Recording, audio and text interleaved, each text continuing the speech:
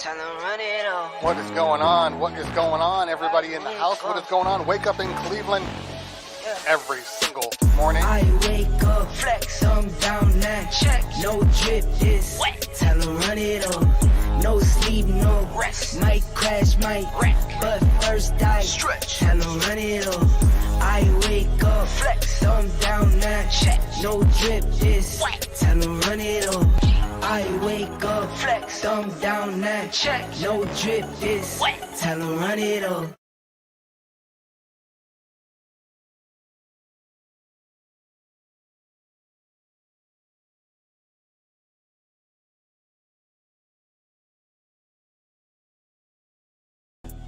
One of those days. I don't know what it is about Mondays, but for whatever reason, Mondays just suck for me. Like, legitimately suck for me. It could be the fact that maybe I'm by the way, make sure you guys can hear me out there, but it could be the fact that maybe because it's been all weekend working on stuff, and then I get in here. Okay, I do see audio, that's a good sign. And I get in here, and then everything I worked on over the weekend is gone. Meaning, lights, the batteries are dead. And my table that I normally have set up here is over there, and the computer's not charged. My mouse pad is not charged. So right now I'm working off of just off of battery power to try to get this thing going the way it's supposed to be.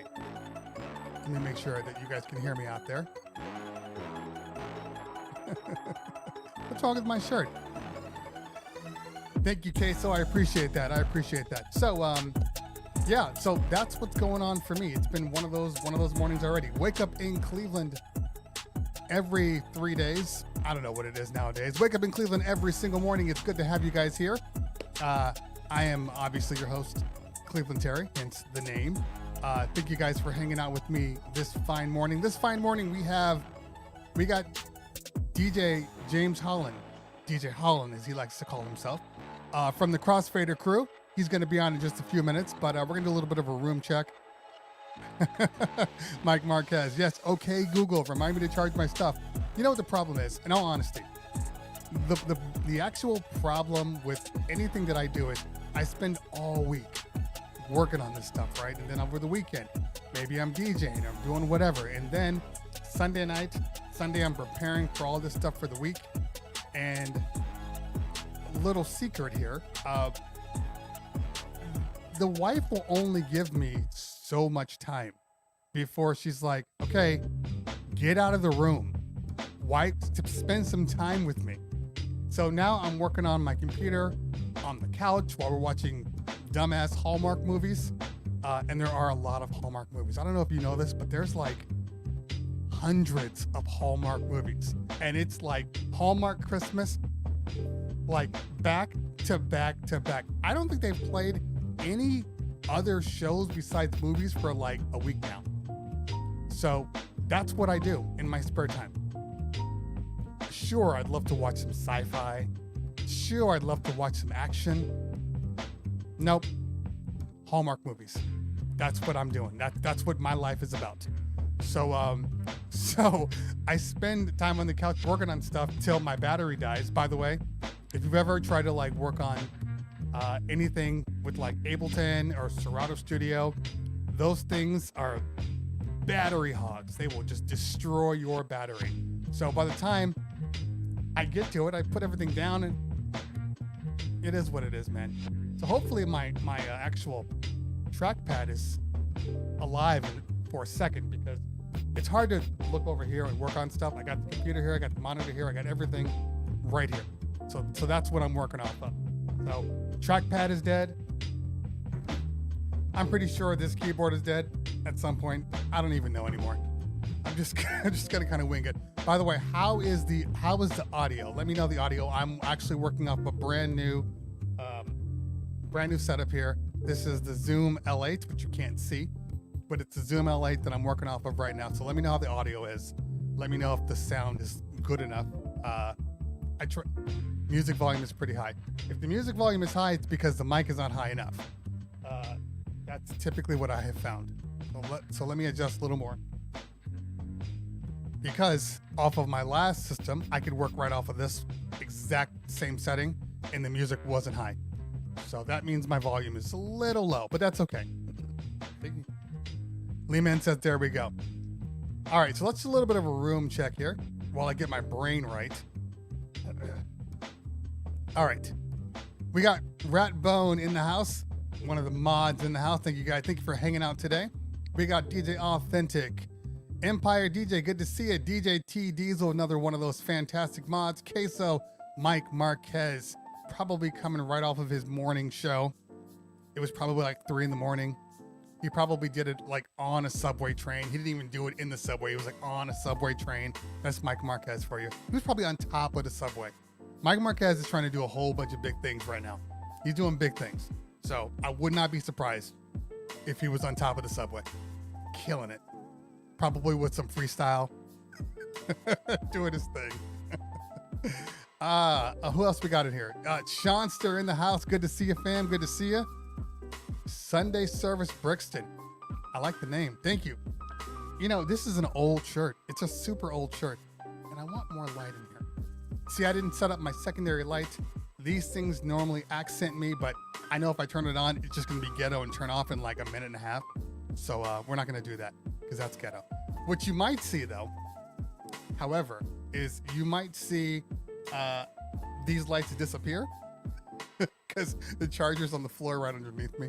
So you might see that once I switch over to DJ Holland. So just sit tight. It's just trickery. All right, who else we got in here? We got Lee Man in the house, as I just said. Mojave, Queso, Ryan. I always get this wrong. Oh, LK. Good to see you, man. Good to see you.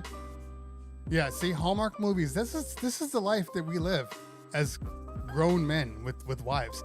I don't know how it is in the UK. I don't know if Hallmark is like a huge thing, but out here, Hallmark is so bad for me that when I attempted to move to a different cable company, so we were with like AT&T Uverse, then we went to DirecTV. That's right, we were DirecTV. We were AT&T Uverse for the internet, and I wanted to go to like Google, you know, the Google TV, and she like had 3 questions. Is Lifetime on there? Is Hallmark on there? And something for the kids. Something. Google did not have Hallmark or Lifetime at the time, so we couldn't go with that. That's my life. I'm getting deep now. So my wife is a huge. She likes to watch reruns of like Golden Girls and like Frasier, like that old school stuff. And so one of the big things was Frasier was on a specific channel that Google TV did not have. Not a big deal, you would think, right? And so I was like, okay, well, guess what? Frasier is not on the channel, but Frasier is on Netflix. You can watch the entire season right on Netflix. It's right there. No, it's not the same. What do you mean it's not the same? Well, I like to just turn it on, and then whatever show is on, whatever episode of Frasier's on, that's what I watch. And then they have another one and another one. I'm like, but you can do that with Netflix. It's not the same. I don't want like the control. I don't want to have that control in my hands. That's the life of a married man. Maybe a little crazy, maybe. But you know, we all have our things. Okay. C2G in the house. What's going on? McQuay Dragon, I think is what it says. Who else we got? In the house? We got DJ Stress TV in the house. That's Jetpack Bags, folks. Jetpack Bags. What is going on, fam? Good to see you. Mostly women's channels. Well, obviously, Queso, it's mostly women's channels. What did you expect it to be? You're not going to see a whole bunch of dude channels. That's not what the wife wants to watch. She doesn't want to watch every Arnold Schwarzenegger movie ever produced. That's boring to her. She needs to watch love. And you know what the worst part of the Hallmark? See, I'm venting right now. I use you guys to vent on Monday mornings. You notice it doesn't really happen like on the Wednesday show or the Thursday show. It's always the Monday show. I don't know if you know this, but if you watch the Hallmark channel, all of their shows are strangely connected. So they have the same characters playing every single movie. Every so often they'll have like some, I want to say B-roll TV show guy. You know, it's like Candace Cameron on this, and it's like, you know, she's got her own movie. But they're always the same people, just in different roles in every movie. But the weird thing about Hallmark, and I put this on my Facebook, so I don't know if anybody's on my Facebook or not, but I put this on my Facebook because I said, it's weird. All the characters in Hallmark films look like other people, like other real stars, but like bad versions of them, like the ugly doppelganger version of them. And it's the weirdest thing because you're like, I think I know him. And you look, you're like, I've never seen him before in my life, but he sure looks like this guy. And it's weird. Everybody on the shows are like slightly attractive, but also ugly. It's the weirdest thing. It's like this weird time warp. I don't know what it is, but and you can't look away because it's just like you're just sucked in by their ugliness, yet you're not bad looking. It's weird. It's weird. That's what I deal with. That's what I deal with. Disco Worm in the house. What's going on? Thank you. I'm glad I could help you. I appreciate you for that. Let's see who else we got on here. Who else? Thing is jumping back and forth. Kelly Cal 9 in the house. Yes, it is exhausting. I don't think we'll see many Lori Loughlin shows anymore, unless they're doing it reality TV in prison. Okay, so let's see who else we got here. Aunt G805 BPM in the house. Good morning. Good morning. Pro DJ Trainer. Good morning from the YouTube side. J Book in the house. Make sure you follow J Book. That's my man. That's my YouTube partner. Make sure you follow J Book. As a matter of fact, you know, J Book, I haven't seen John Simmons in a while. I haven't seen Whoopig. I think Whoopig's been too busy making like 40 videos. Whoopig is on like a video kick right now. Everybody has their moment, especially during quarantine, where all of a sudden it's like we do like 50 videos in a day, and then we just release them all every day. But I'm like past that. Like that was my first month of quarantine, and Whoopig was a little on the quiet side, but now he's like hitting it. So make sure you follow those guys. Who else we got? I think IQ in the house, T Bear in the house, Joe Biggie in the house, Joel Biggie, sorry, Grandstand in the house. Look, all wives are the same. I mean, I'll never forget the story my brother told me. And it was when I first met my wife, and I was like, yeah, this is the one. And honestly, I can remember this like it was yesterday. We were sitting in Acapulco, not the actual town of Acapulco. We were sitting in the restaurant called Acapulco, and it was in Studio City. And we're sitting there, and I had another long relationship that never should have happened. Anyway, so we're sitting there, and I'm like, yo, man, this is the one. This is the one. We just get each other, we connect. We're just sitting there, and he's looking at me, right? And he's like, mm-hmm. And we're like, I don't know, it's something about her. She knows me, I know her. He's like, mm-hmm. And after I went through this whole spiel, he's just staring at me, right? And I'm just like, what? And he's like, they're all the same. And I'm like, no, man, no, you don't understand. No, she's different, blah, blah, blah. He's like, they're all the same. And I didn't understand what he meant at that time.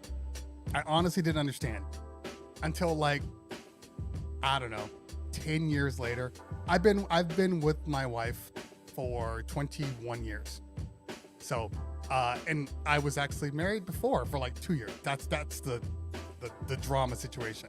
But at about 10 years in, I was like, and he's older than me. I was like, oh, I get it.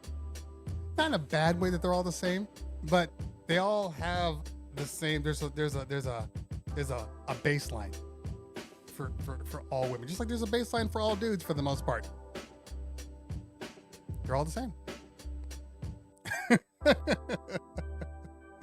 All right, bro, you need to watch the Narcos here. So to be fair, I watch a lot of shows when I get a chance. I don't watch TV. I watch movies or I watch like, I don't know, I'll do a Netflix or something like that. And that's what I do. That's what I do. But I have not watched Narcos. I've watched everything else, but Narcos, I just haven't had time. Like I haven't watched Narcos, and there's 3 shows that I want to watch that I haven't watched yet. Narcos, Game of Thrones, and what's the white? His last name is White. The other drug one. I forget what it's called right now. You guys know it. His last name is White. He's the teacher who makes the drugs. Anyway, yeah. My wife used to do Grey's Anatomy too, and the vampire shows. Oh God! And she's, for whatever reason, she keeps watching Twilight, but like over and over again. But here's the thing. She doesn't watch the Twilights off the movies that we own, like off the Apple TV. She watches them when they come on TV with commercials. Like, who does that? It's weird. And I say, why are you watching these on the regular TV? Why are you watching these like on MTV where it's, edited for content? Like what? Oh, that's right, I forgot. Well, I don't know. I gotta go grab the Apple TV. And my wife's not lazy. Like she's like the house person. Like she runs the kids. Like that was our arrangement. I worked at one point. I used to have a job. So that's what I worked. Normal, my DJ company, and ran my YouTube channel, and she handled all the kids. It's not that many. There's 3, and 1 is in college. So she handles the 14-year-old and the 8-year-old. And that's our relationship. I come home, I cook, I provide the food. I'm the chef of the house. Damn good one, if I might add. And clean too. I don't think I'm getting the equal share of the responsibilities here. I think I might have one too many responsibilities. We're gonna have to negotiate that. It's not gonna happen. There's no negotiations in marriage. Okay, I think my trackpad is charged enough now. Sweet Ash in the house. What is going on, girl? Good to see you. Let's move this over and let's replug back in the computer. For all of you that don't know, if you guys were on my stream last week, actually Friday, I have a cookie for you. Thanks, Sweet Ash. Appreciate that. Okay. Like I was saying, on Friday, Cleveland Cooks. We need a Cleveland Terry Cooks emote. Where's that? Where's my sample? Cleveland rocks. It'll just be Cleveland Cooks. I'm gonna work that out. Okay. Let's see here. Any more before I bring on the man? I told him 10:15, and I was right. I'm right on the money. It was supposed to be, 10, but life gets in the way. Like if you were like Jeff Goldblum, where he's like, life finds way. Life gets in the way sometimes. Okay. 20-minute commercial, 10-minute show. No, I don't know if I agree with that. You guys know that even without DJ Holland on this show, I could talk for another 2 hours. You know this about me. There's no secret here. This is what I do. I'm a professional talker. Legitimately. I didn't know if it was possible when I first started this show. Now I know. I can talk. You guys don't even have to be here. I could literally talk to myself. And I would just be venting for 2 hours about my wife. And I love my wife, but you got to go with what's easy to you. Breaking Bad, Mike Marquez. Thank you so much. It is Breaking Bad. You are right. That's the show. That's the show that I started watching the show with the wife. And it was the first season. We watched 6 episodes, maybe 7. And she was getting a little bored. I can't tell you that I was fully invested at that point, because from what I understand, it doesn't get really good until the 2nd season. So I know that I just have to push it out, just push along, and then we'll get there. At least I'll get there. It'll be me watching it alone. Which typically starts at around 11 o'clock for me because that's when Lifetime ends. Or at least Lifetime doesn't actually end. It never ends. This is this weird like devil channel. But the wife will fall asleep at around 11:30. So that's when I watch all of my stuff, which is weird. Okay. Let's see if we got any more here. Art Nuance in the house. Chris Villa in the house. What is going on, fam? Make sure you follow Chris Villa. That is a super dope DJ. It looks like we got a raid in the house, and I'm sitting here talking about cooking and TV shows. So, because I'm not actually sitting on my Twitch side, let me know who the raid was. Let me know who the raid was that came in. But we got Chris Villa in the house. Make sure you follow him. Super dope DJ. He's on typically around what, noon? And he might even do a morning show every so often. But you've seen him. If you've watched any of like the DJ City IG stuff, like he pops up and he just kills it for like a minute, and then he walks off into the sunset, So, but he's that dope. He's that guy. DJ Jono in the house. What's going on? Meowington. What's going on, girl? Good to see you. Good to see you. John Jazz. If you guys are new here and I didn't see the raid come through, just to let you know what we're doing here, this is the Wake Up in Cleveland show. We do this during the mornings, and we talk about tech. We talk about we talk about DJ tech. We talk about life. We talk about things that are going on. Obviously, in the first part, we talk a little bit about me. Like I said, it's my own little personal. It's my own personal stress reliever. Anyway. Oh, gotcha. Thank you so much. Appreciate that. Diamond Lee in the house. What's going on? Chris, you just finished The Sopranos? Oh, man. The Sopranos is definitely one of the greatest shows ever made. And I understand they're making a movie, or at least a 2-hour episode is what I like to say. Dexter, I hear it was dope. I didn't finish Dexter. One day. Okay, so let's shout out from the Netherlands, La Prora. I'm gonna go with that, La Prora. Oh, Don Smooth with the raid. Thank you so much, Don Smooth. I appreciate you, man. Thanks for hanging out today. Welcome, Raiders. Enjoy what's going on. We're about to bring on DJ Holland. DJ Nestor Cruz in the house. What is going on? Yeah, make sure you click that link to refresh. That helps me out. I'm trying to get to partner here. I'm almost there. I think I'm averaging about 70 without raids, just like 70 naturally. So thank you so much. Appreciate that.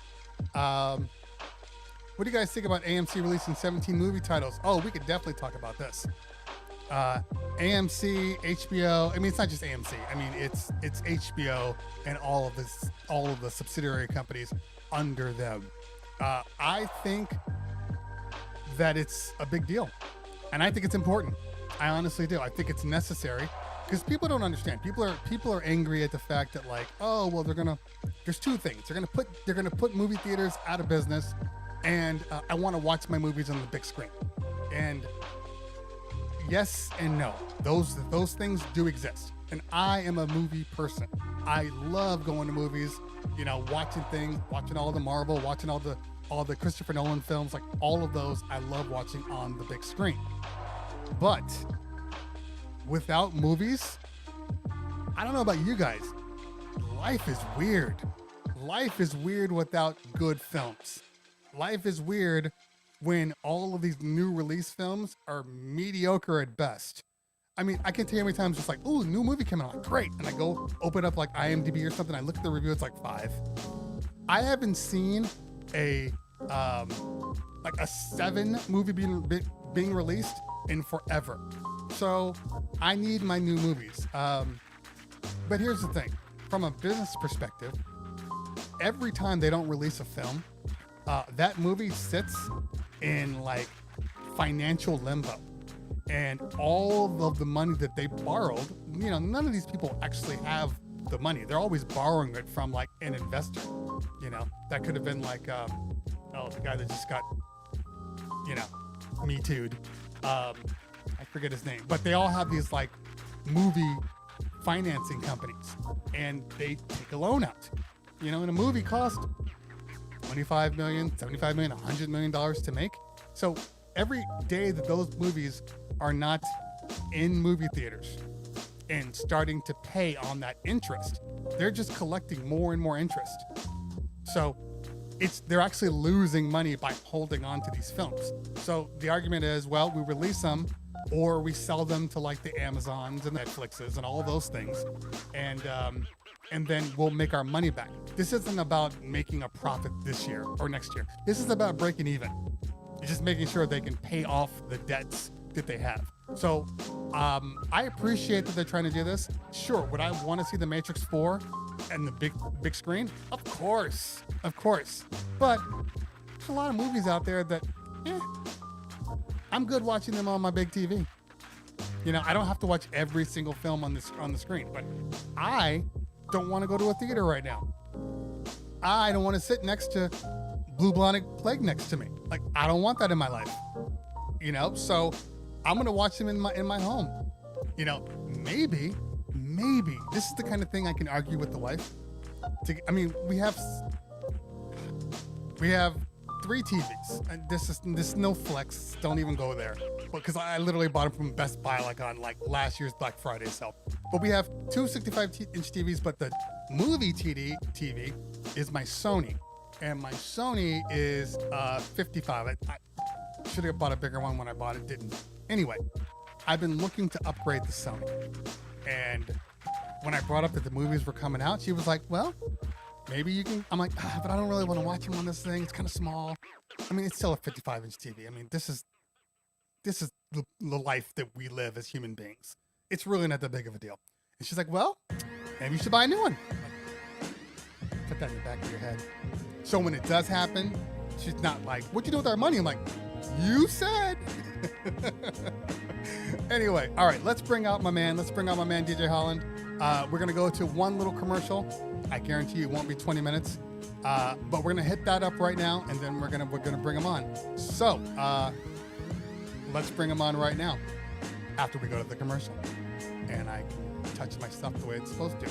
That sounded bad. Don't touch your stuff. All right, let's go. Okay, look, I know you think this is a little weird that we're sitting here talking and I just left and I was in a completely different outfit. Well, that's future me. I'm past me. So what I want to talk to you guys a little bit about while they're setting up for this next guest that's coming on, and I'm sure they're going to be dope, but I want to talk to you a little bit about ways to support the channel. You see, there's a lot of work that goes into this channel, and the only way to keep it going, the only way to keep bringing on new people and upgrading the sets and upgrading the intros is by you supporting me. So here's a couple of ways that you can support me, and I'm not sure that a lot of you know this. If you're new to Twitch, you want to look down right here. There's a little subscribe button. That's the easiest way to support me. It's like $5. It's like buying me a cup of coffee.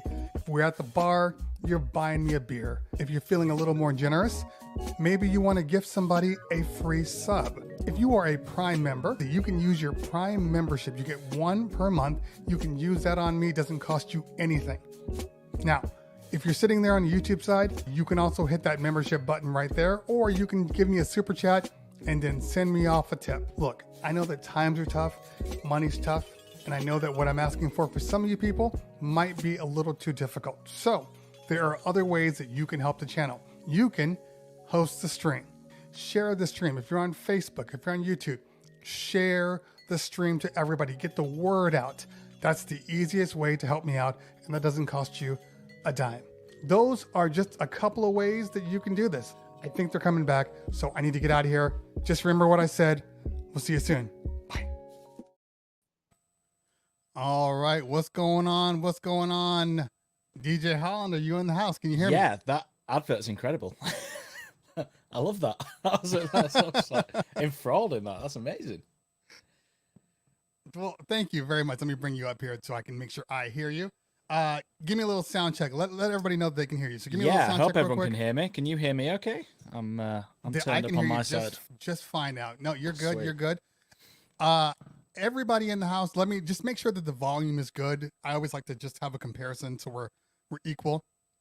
Make sure that the volume is good. Let me know in the chat if the volume is good. Let's see what people say. Have we judged it right? There we go. Authentic saying it's good. Good. Perfect. DJ Chris Villa, that's hilarious. I might have to start making my own little productions so everybody can use them. It's a clever advert. Yeah. That honestly, I've just been like watching your show for the beginning there, and I'm like, okay, what's a Hallmark channel? Googled it. By the time I Googled it, I realized I can get it on Amazon Prime here in the UK. There you go. But then I heard that all the actors are a bit pants, so I was like, right, I'm not going to do that then. How have you not watched Breaking Bad? Like, okay, how? So you're right. I know it's my one little faux pas, and like I said, I watch a lot of shows. So Better Call Saul is what I do. The spin-off is incredible. Like, it's really is it good. really? I love it. All right. You've got to have your head turned on though. It's not something you can watch, like casually. You've got to really watch every detail, which I have to make sure there's no one else in the room talking to me or anything like that. Because you miss the slightest bit and you've got to rewind. Yeah. So. Well, no, I will watch it. It's been popping up in my stream, and another show that I know that I'm not technically allowed to watch, but I'm like, screw that. I'm ready to watch it. House of Cards. Oh, House of Cards, so good. Yeah. So I know it's really great, good. and I was gonna watch it, and then Me Too popped up, and they just killed Kevin Spacey, rightfully so. Yeah, 100%. But the support the other actors. That's what I'd say. Watch it because it's right. It's a very good program. And the fourth and series doesn't have him in it, so I think it's a fourth series. Right. That's what I hear. And then they ended with that series, so I'm gonna definitely watch it. I need to watch it just for myself because I've heard it's just amazing. It is. It's really good. Another guy is like Mel Gibson. I think Mel Gibson was the start of it. It wasn't Me Too, but like he was the start of the cancel culture. And when he got removed, what happened to Mel Gibson? Okay. I don't think the UK covered that properly. I've got a funny feeling they probably didn't.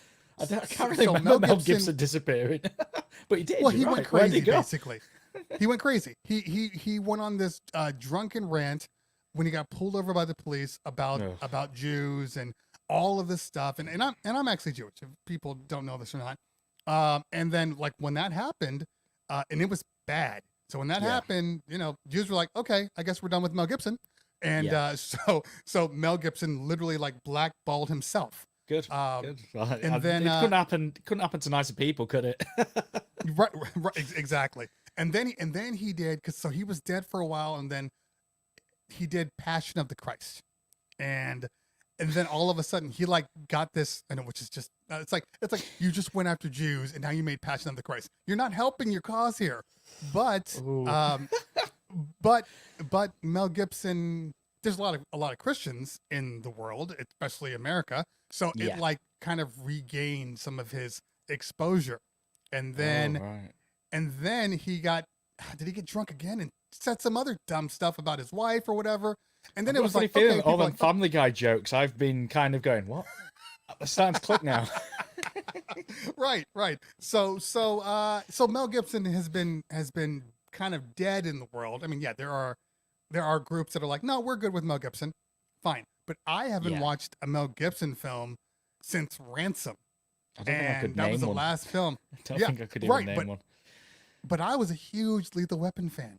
Like, of course, Lethal Weapon. Shit, yeah. Yeah. And I was like, damn, I can't watch Lethal Weapon anymore. But then I was like, but Danny Glover's in it. And I kind of want to support Danny Glover. Yeah, Braveheart's another one. Freedom! But I just can't watch him anymore. I'm done with Mel Gibson. Yeah, I can understand it is what it that. is. I can understand Yeah, that. like, No time for that. It's mad, isn't it? Like not to go down this rabbit hole and open a can of worms, but isn't it mad that in an age, what is it? It's 2020, and we're sending man to the moon. We've got robots on Mars. We can understand atoms. We can understand particles, but we still judge each other by views, skin color, and where you're from. It's just mental. Why have we not got over that simplest of hurdles? Like, it just makes no sense. Just because it's a simple hurdle that people don't want to get over. And I'm not saying everybody. I think if we look at the entire world, I think we have rational human beings, but there is this other side that a lot of people don't really know. Everyone says things balance themselves out, and for every smart person, I suppose you've got to have a. Well, yeah. Or someone rational, someone irrational. Yeah, you're not wrong. And then I think, I don't think Trump helped, and for whatever reason, he didn't help. And it could have been a culmination of things, but like he didn't do anything to like help us back to the other side. And so we're still dealing with that. I just want people to move forward. Yeah, I just want to see some love, like especially in 2020. It's been such a bad year for everyone combined. Like, let's just get along. Let's just have some good times. Exactly. So and open the goddamn nightclubs now. Well, that's actually where I was going to go because, obviously, for most people that probably know or don't know, so DJ Holland is a DJ, working DJ. Yeah, that was for the last 12 years my income, and then I was fortunate enough, I'd say maybe two years ago, coming up to 3 years, I managed to get in with Crossfader at a really crucial time in their company. For those that don't know, Crossfader, we're a YouTube channel, but we're also an online DJ school. The YouTube channel is how everyone knows us, but actually the YouTube channel is the side of the school, the online school.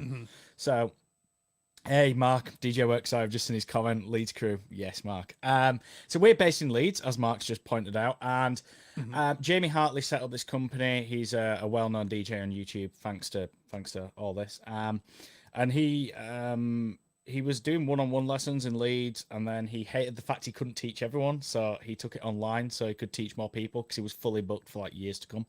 I see. And then he started getting sent like controllers by Serato, I believe it first was, because he was working with the local DJ shop, just doing little videos here, there, and everywhere. And before we knew it,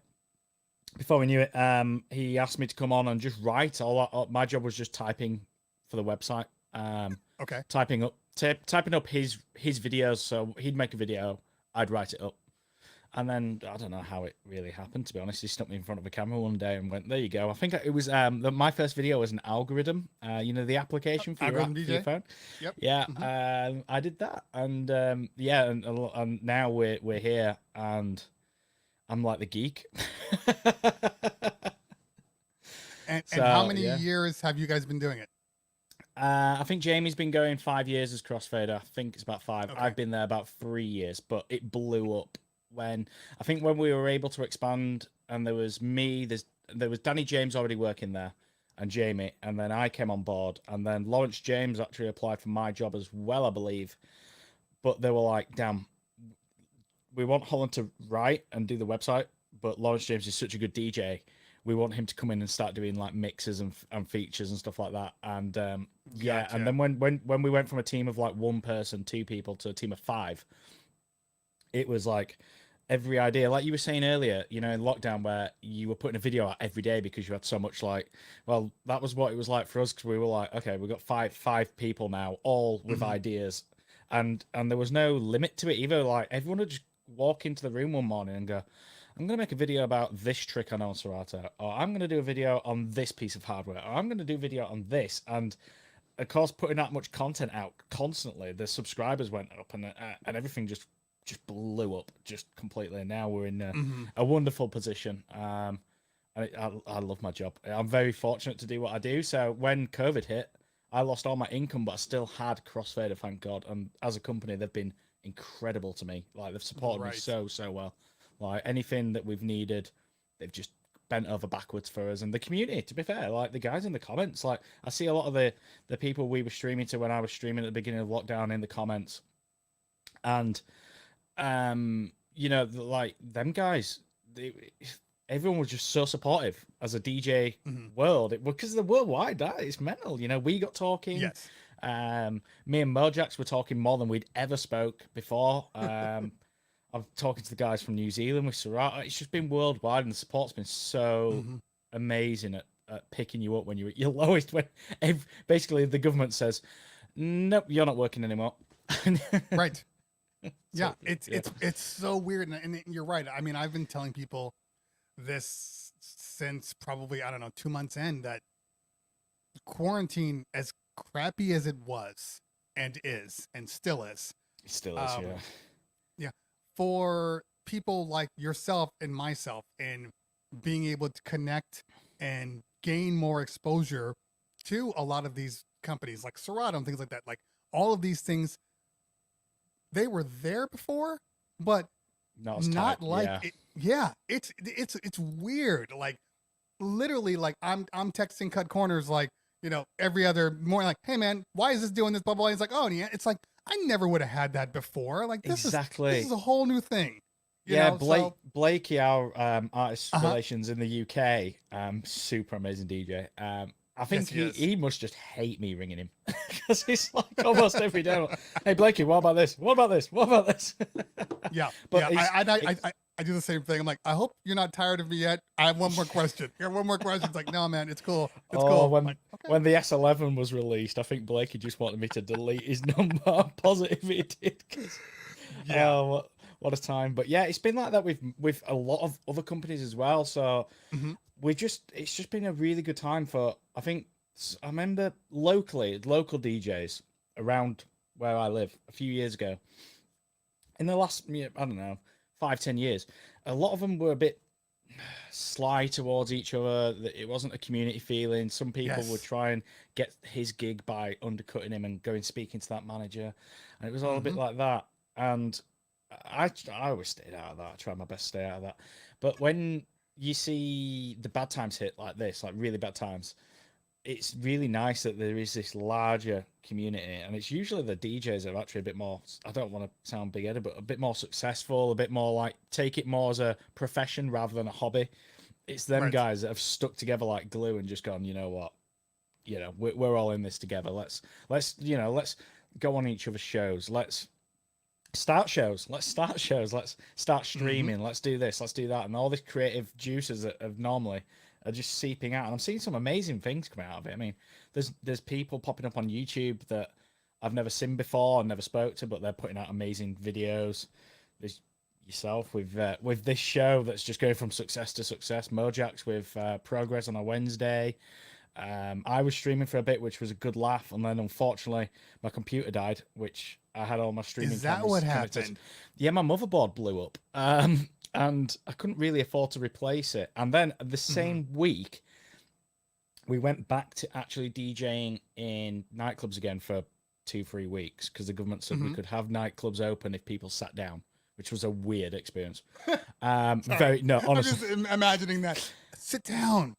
Honestly, please. it was horrendous. You've never seen anything like it. Honestly, I'll send you some photos. It was, if you can imagine the dance floor with tables 2 meters apart, and only like 2 or 3 people sat on each table. It was the most surreal. And the music had to be quiet. So people would sing over it, but singing wasn't allowed. So we weren't allowed to sing. Oh, because you were expelling. Yeah. So, but the problem was, how do you entertain your crowd? So the nightclub owners would say to me, right, you're good on a microphone. Get your Instagram and tell them your Instagram and get them to DM requests to you. So I'm like, okay. Okay. But all the requests are like Sweet Caroline, Mr. Brightside, WAP. They're all songs that everyone just wants to scream. So you play it at low volume and you can't hear the music for the people screaming. And it's all a bit of a mess. Right. So we did that. And then I was very fortunate. I got approached by a radio station that had just launched. And they offered me to do a radio show, but my show has to be, it's pre-recorded in my show because it's a dance show, it's a mix. It has to be in on a Wednesday. So I finally got my computer back up and running because this is how I'm speaking to you now.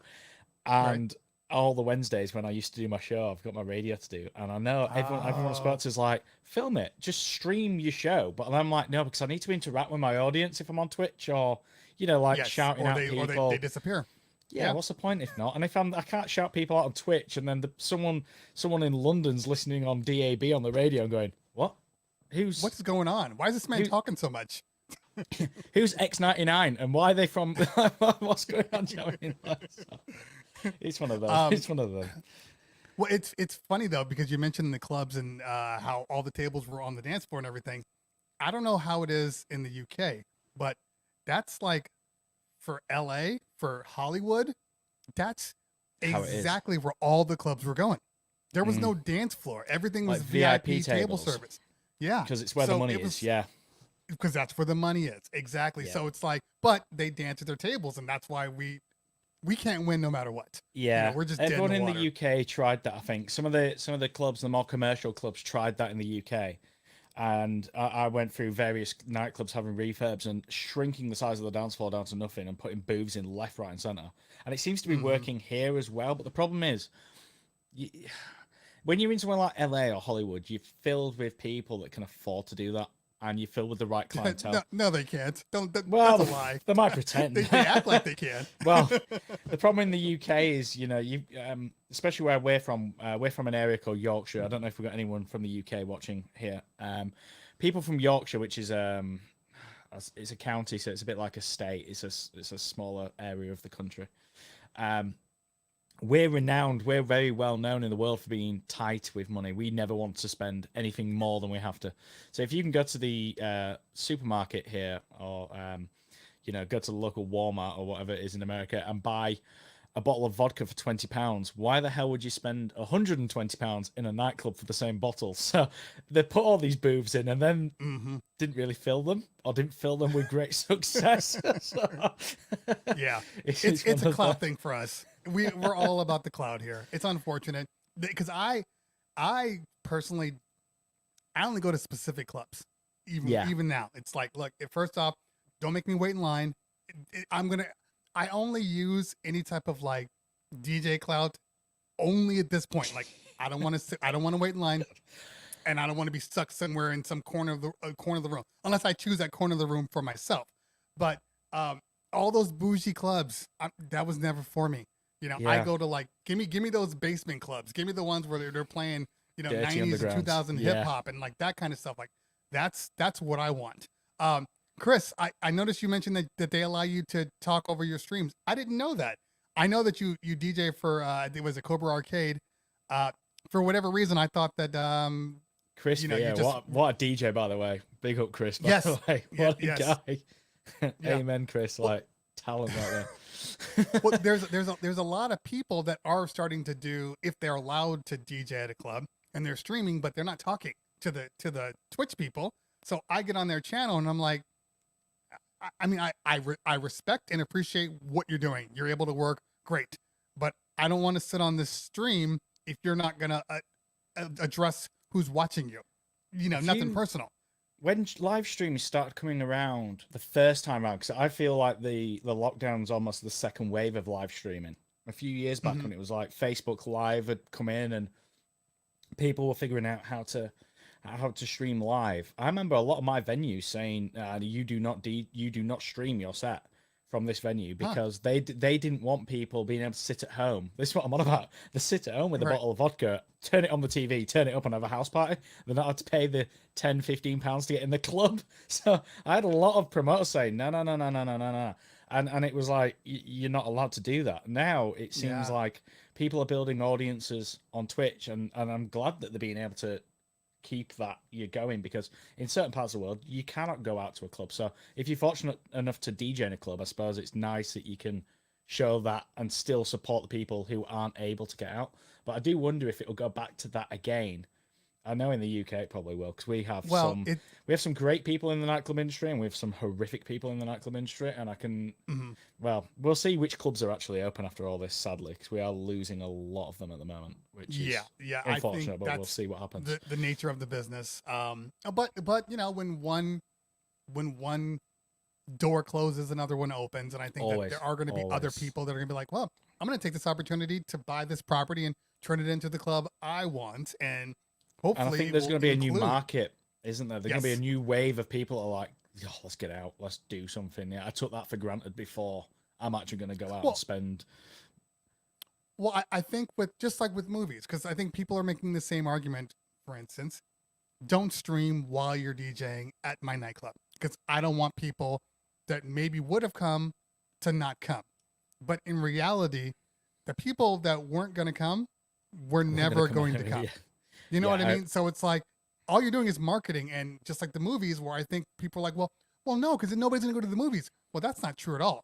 But nobody's gonna go to the crappy movies. So maybe you can take this time and make sure that you're putting out a quality product, so it gives people a reason to come. Because if it's just a DJ and it's just a room, people are going to be like, okay, well, it's cool, but I don't need to go to this every week. Like I'll listen to this. But if they're like, oh, I go there and then they have this going on and this going on and this going on, give somebody a reason to come to your thing. Just like as DJs, we have to give someone a reason to come to our streams. Yeah, of course. To follow, 100%. To watch what we do. So why is it different for a nightclub or anything else? It should be the same. You're supposed to be providing a quality service. And just a big room with music, that's not all. You got to get more. No, there's so much more to, and there's a lot more to just DJing than playing music. And I think that's what some people are having to learn the hard way through all this. It's like, okay, I need to actually have a personality now. Like, oh, okay. Yes, I need to have some talent now, or I need to actually be able to do this now. And like, I am not like, to anyone watching this who thinks like, oh, you know, he's a DJ. I am a DJ. I can't scratch. I can't scratch for shit compared to most people, and I'm not technically very gifted in a lot of ways that the other people are. That's why you don't see me doing that many mixes on the Crossfader channel. That's why I stick in my lane. I'm good with the geeky stuff. Like, Gotcha. You want to see something batshit wired together, I'm your man. Like, you want to see something hacked and you never knew it could work that way, I'm your man. But like, this is a Commodore 64 and I'm DJing with Serato. Yeah, watch me Enjoy. DJ with an Xbox controller. Let's go.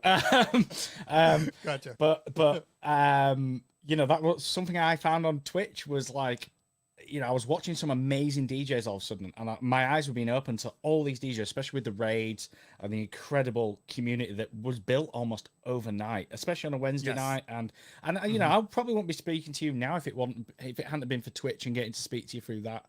Yes, agreed.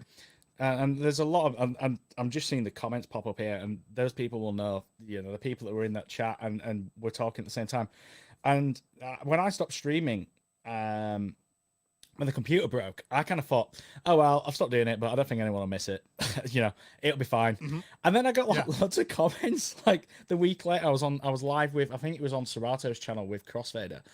And people were popping up and DMing me and whispering me, going, "What the hell? Where are you?" Like, is because the Serato started about the same time mine stopped. So everyone was like, "Oh, so you're doing Serato streams to 19,000 people? Is that it now? You're not going to come back to us?" And I was like, "It's not that at all. My computer's bro. I didn't think you'd miss me, to be honest, because I didn't think I was doing that good of a job." But people were like, "Man, we just tuned in to see you like get drunk on camera and have a laugh." Exactly. I think we all failed to realize the value that we bring to people. I didn't get it at all. I thought when I bounced out, I thought someone else will take that slot. Maybe like Seanster, if he's still watching. Someone like Seanster might pop in, Mike Marquez, yourself. There'll be someone who's going to pop in, do that. No one's going to even notice I'm gone. And then I popped up in Mojax's stream like 2 weeks ago when I was I'd done my radio show early. And I popped in and commented, and everyone was like, "Hey, oh, there's Chance. Hey, man." Everyone like, "Oh my God, you're back!" And I was like, "I'm really sorry that I didn't mean to leave you. I didn't think it was like that. Do you know what I mean? I didn't think anyone would notice." It's amazing. You don't know until you stop. In a lot of I ways, did the same thing with the show. I mean, I think it was like a day where I was like, you know what? I think I had gone like 5 days straight, and then I DJ'd on Saturday, and I was like, I'm tired. Like I'm mentally need tired. to take some time. Yeah. So I took off like a day, and then people were like, "What's going on with the show? What's up? What are you doing?" And I'm like, I didn't. Yeah. Like I said, I did it for me, but I didn't really realize that, like, you know, how much value that I was giving to people, because you never really know until it's done. You know, it's mad. It's one of those weird hindsight things. We are literally living in hindsight. Yes. And I agree with that. Never been. You know, so it's like we are all learning as we go. This is all brand new experiences, and I'm enjoying every moment. You know what I mean? As far as this creative process, because you're able to do whatever you want, literally whatever you want. It's a good laugh as well, and just like I know I don't want to recover the same ground, but just like we said earlier, just meeting these new people, building new opportunities for each other as well.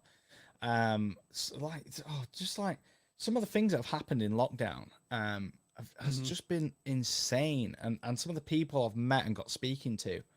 To give you like a weird example, I went to Pete Tong's tour manager's house on Sunday. Wow. Okay. Yeah, he lives quite local to me, surprisingly, and it was just I had to drop some stuff off for him. Can't really go into it too deep, but he was like, "Oh," I basically asked him if I could swing his contacts to come on the podcast that we run on Crossfader, because I thought it'd be a bit cheeky, since you don't get to meet these people every day, do you? And he was like, "Yeah, who do you want? Do you want Camel Fat, Carl Cox, Calvin Harris? Like, I can put you in touch with these people." And I was like, "What?" You don't understand how huge that is. What? It's like, I'm not saying any of these people are going to say yes to it, but just the fact that he was like, "Yeah, I can put you in touch with them." I was like,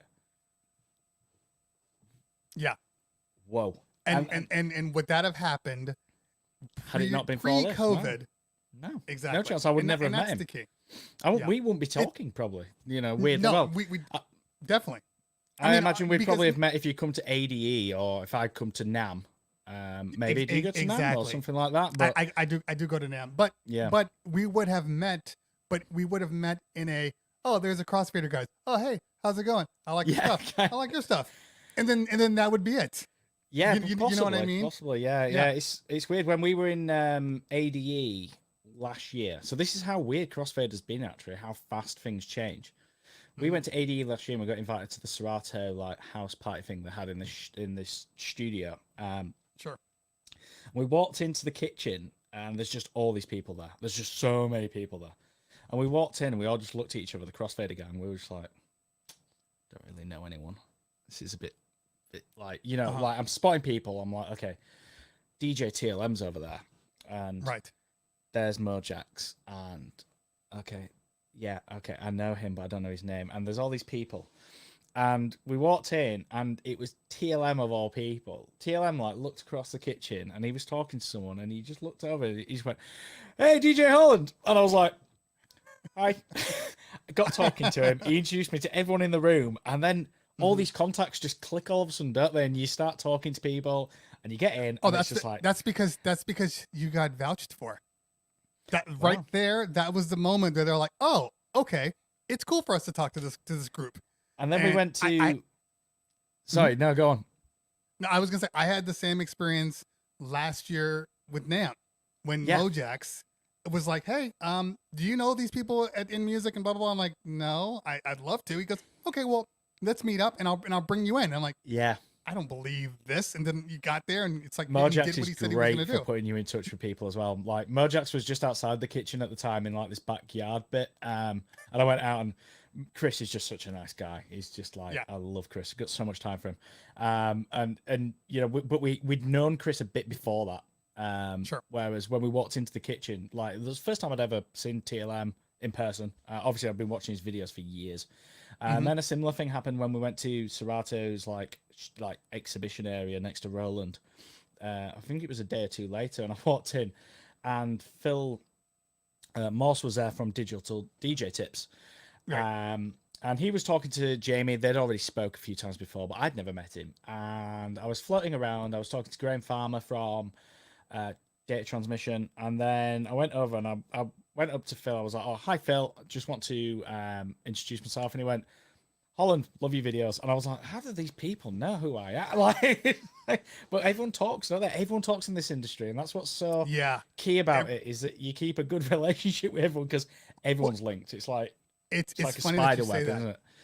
It's totally funny that you say that because I shared a story on what was it? Oh, it was when the Rain 72 MK1 came out.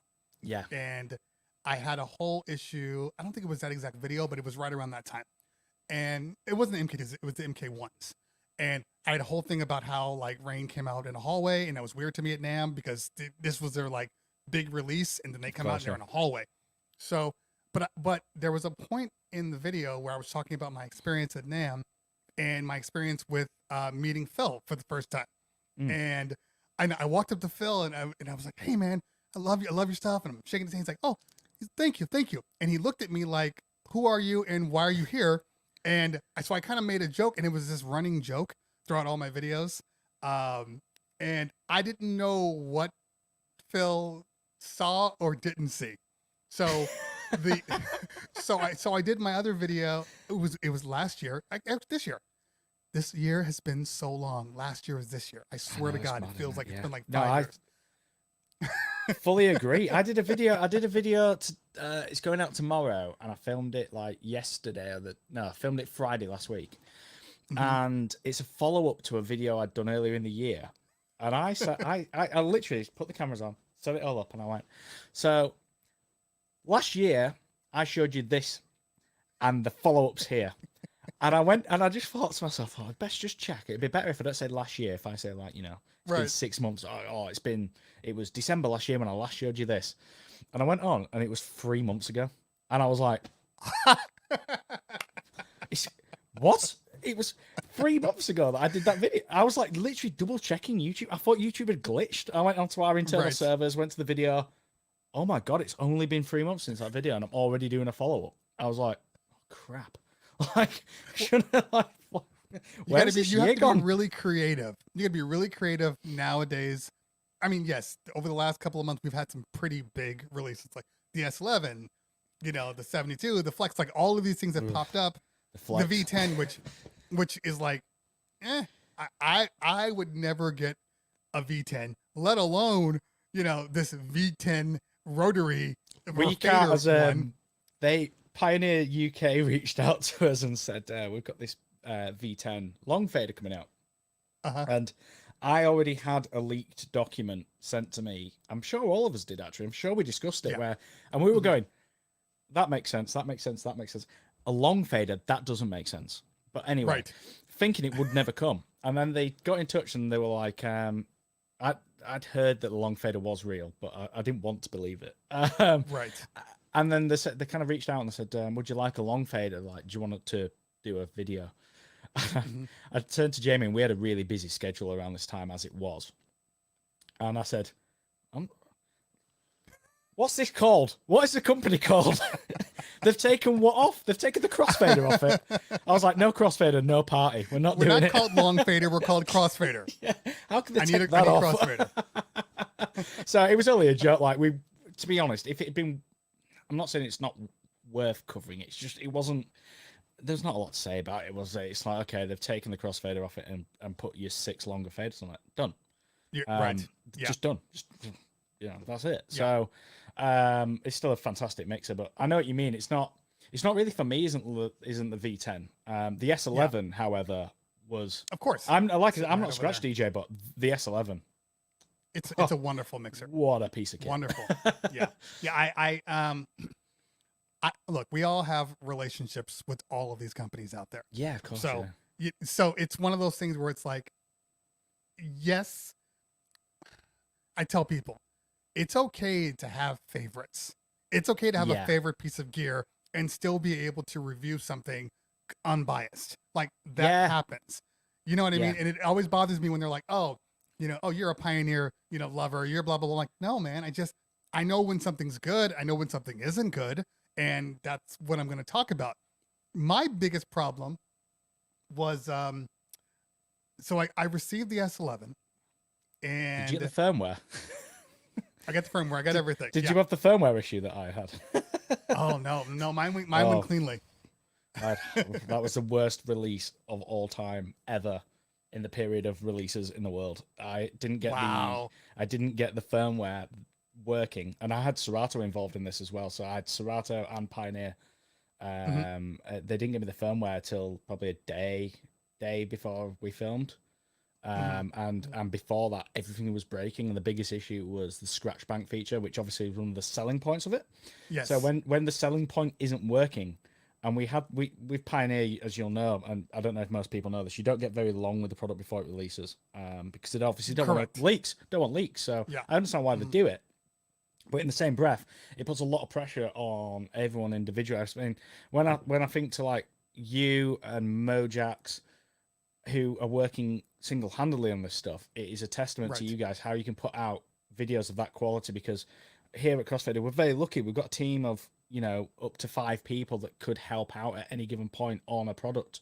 And that's what often why you'll see Lawrence will do a mix on something, I'll do the write-up review, and Jamie will do the video review. So we share this workload. It makes more sense because we've only got a couple of days with these.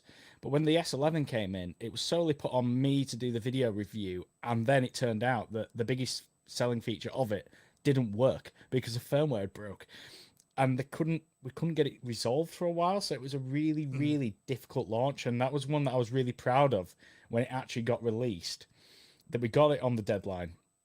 And it was done to a decent standard, because I was like, oh, that was just cruel. It was a nightmare. That was horrible. Yeah. What a product. But like, at the same time, it's still my favorite battle mixer. Right.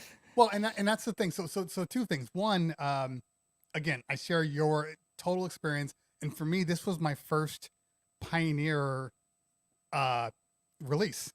Yeah. I'd never been on that list. So and I got a couple of guys.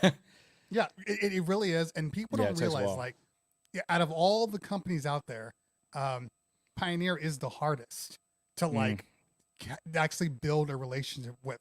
Because even when you think you built a relationship, you know, the next product that comes out, you may or may not be on that list. You know, like, I was on the list for the Flex. You know, my guy was like, Flex is coming, you know, blah, blah, blah. I'm like, okay, great, whatever. And then I totally forgot about it because I was working on, I think I've been working on the Rain 72 review. And I wake up because UK always comes out first.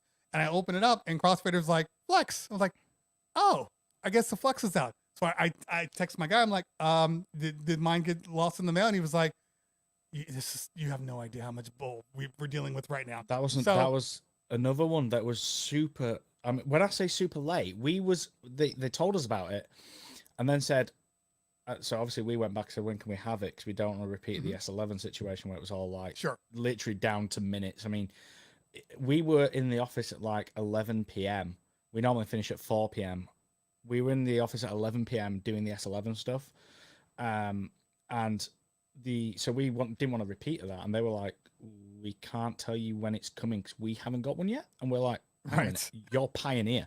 And they were like, just not arrived yet. As soon as it does arrive, we will get it to you as fast as possible. But it was another one where it was like, you've announced it's coming out on Tuesday, and when are we gonna but you know, that's just part of the fun and part of the process of what we do. And in a lot of ways I wouldn't change it, because I enjoy a bit of pressure. I think when you've got a bit of time on something, you can put it to the back of the pile and not think about it.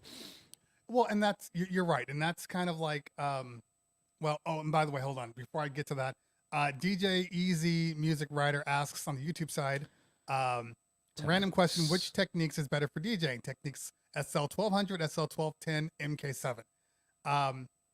I will let you answer this one. What is your favorite?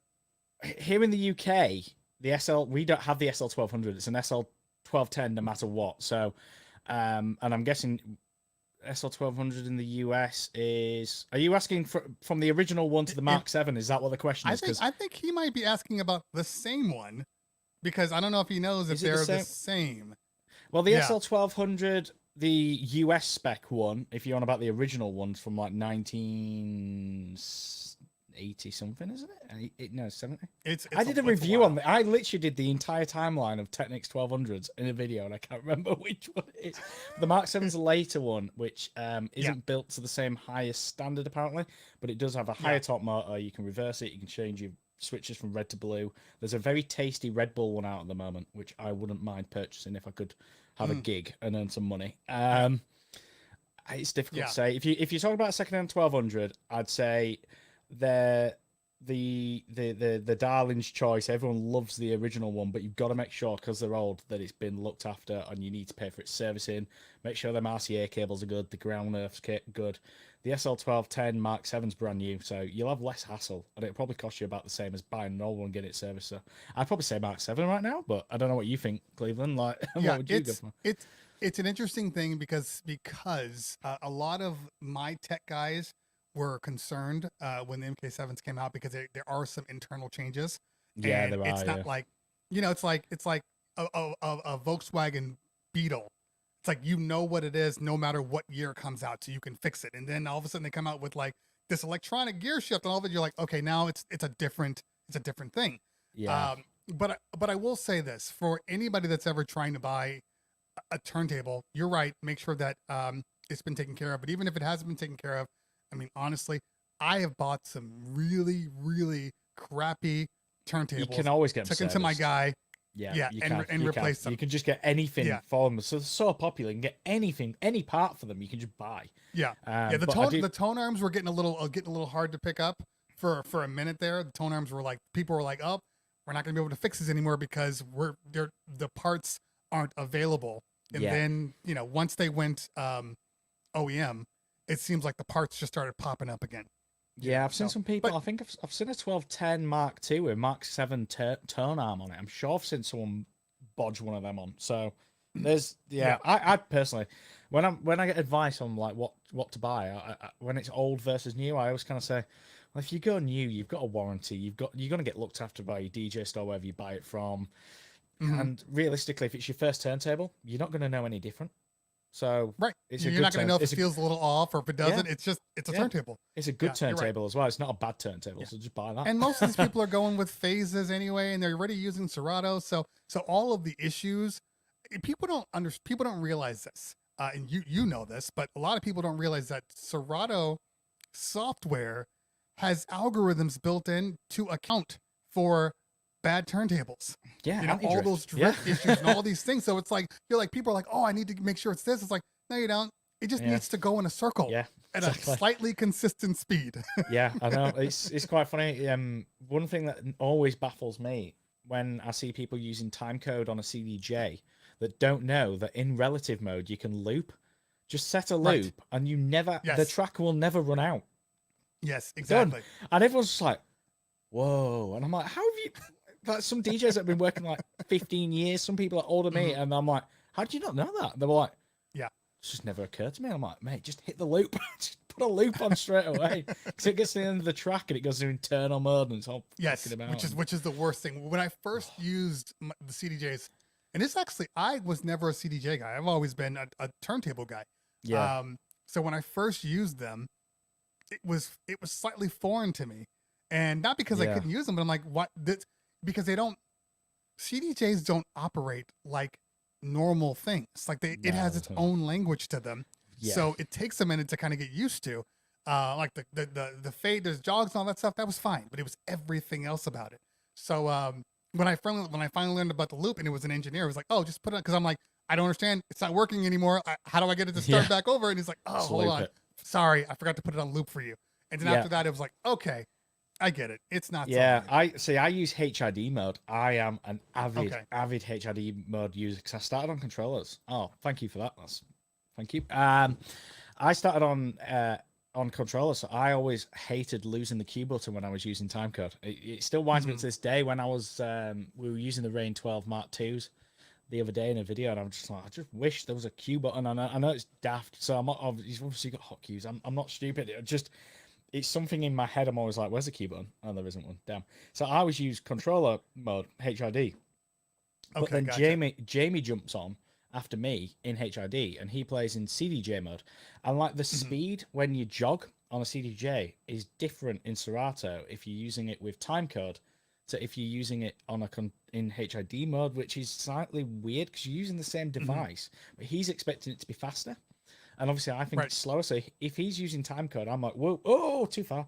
And he does it the other way. He's like, what's going on here? Like, and it's so weird that the same device can have two ways of operating. So it's interesting that you would say that, because I have this Rain 12 review coming out this week. Okay, finally. And I know you did one recently. Yeah, I did the 12. I didn't do the 72. I've got a 72, and it was my mixer that I had at home I was like long-term reviewing it because it was already out when we got it. Yes. So I was like, I don't need to rush like an embargo. I'll take my time. But then the S11 came out, and yeah, I've not put a 72. You nailed that part. I was gonna say that a minute ago. I got my S11 first, And then Did my you? guys were like, "Hey, we're gonna send you a whole MK2 setup, and we're gonna send you another Rain because I finally got into a relationship where I was able to get long-term stuff. Yeah. I wasn't like that before. And they're like, okay, so we're gonna send it to you. And we talked, I want to say April or May, okay, Yeah. about receiving this, but because of COVID, everything was delayed. Oh, So everything's been finally, a nightmare, yeah. So finally they're like, hey, we got one coming to you. I'm like, okay, great. And it was literally like I got this 2 days after I received the S11. And so I'm using the S11 and I'm like, okay, this feels, pretty damn amazing. And then I was done with the review and like, I got to look at the 72 now. So I popped 72 and again, nothing wrong with the 72. The 72 it's going to get a big improvement in 55 minutes. Yeah. Right. So nothing wrong with it, but I'm like, I actually texted Mojax and I'm like, this 72 review would have gone a lot easier, a lot better if I had received it first. Yeah, that's what I felt about it. That's exactly how Mm-hmm. I felt. I was like, okay, there's some features in the S11, which is the newer mixer, that aren't in the 72 Mark II. And I think it would be very cruel of me to now go back and do the 72 Mark II because there's no way I can avoid talking about those features. Because if you are looking at buying a 72 Mark II right now, you are going to be saying, well, okay, my other mixer is the S11. It's got to be compared. Yes. And there's right. obviously some features missing that it doesn't make sense, does it? So it would do Rain a disservice, me putting that video out saying it doesn't have this, this, and this, because that wouldn't be, so I've left it because I don't think, I don't want to shade the mixer because it's still a very, very good mixer. Like, you just got to get your head around it. Right. Exactly. There's a flow to it that's different. And it's something that you can't compare. It's just one of those things where you're like, I feel like I'm doing more work when I use the 72 versus when I use the S11. Yeah. And there's certain things that I just won't even use because it requires too much work to get to. Yeah, like putting a MIDI foot switch on it and stuff like that. It's a bit crazy, isn't it? Like you put a pedal onto the mixer. But then also, if Serato are bringing a new feature that is in one product and not in the other, but when it's a software feature, you know that it can be activated in that product at a later date.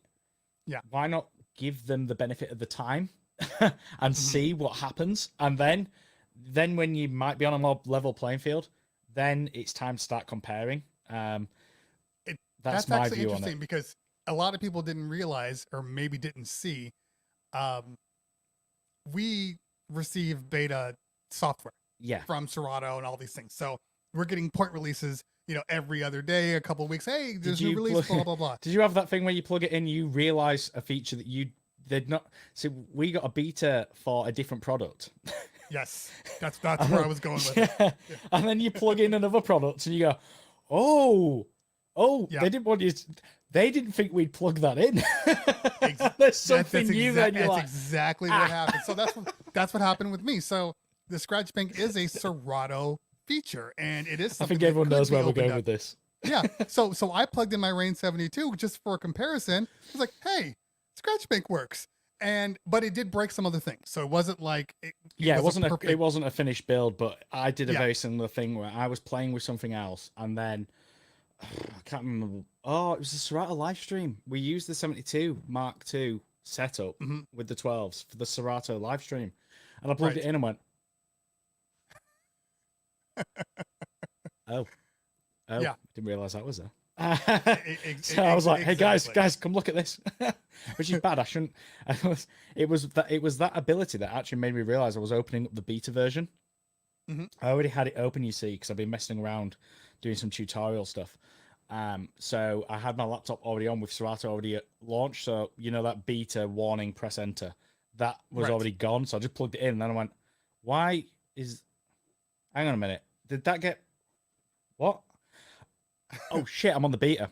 Don't use the beta because betas, as we know, can just like drop out like that. So if I'm on a Serato live stream, the last thing you want to happen is Serato to crash because That's not what they want to happen. You're not coming back from that. Yeah, and Serato isn't. I am a massive Serato fan. A lot of people like that's the number one question that seems to happen to me. Is like, oh yeah, what Serato or record box or virtual DJ? Yeah. Which one? Which one do you use?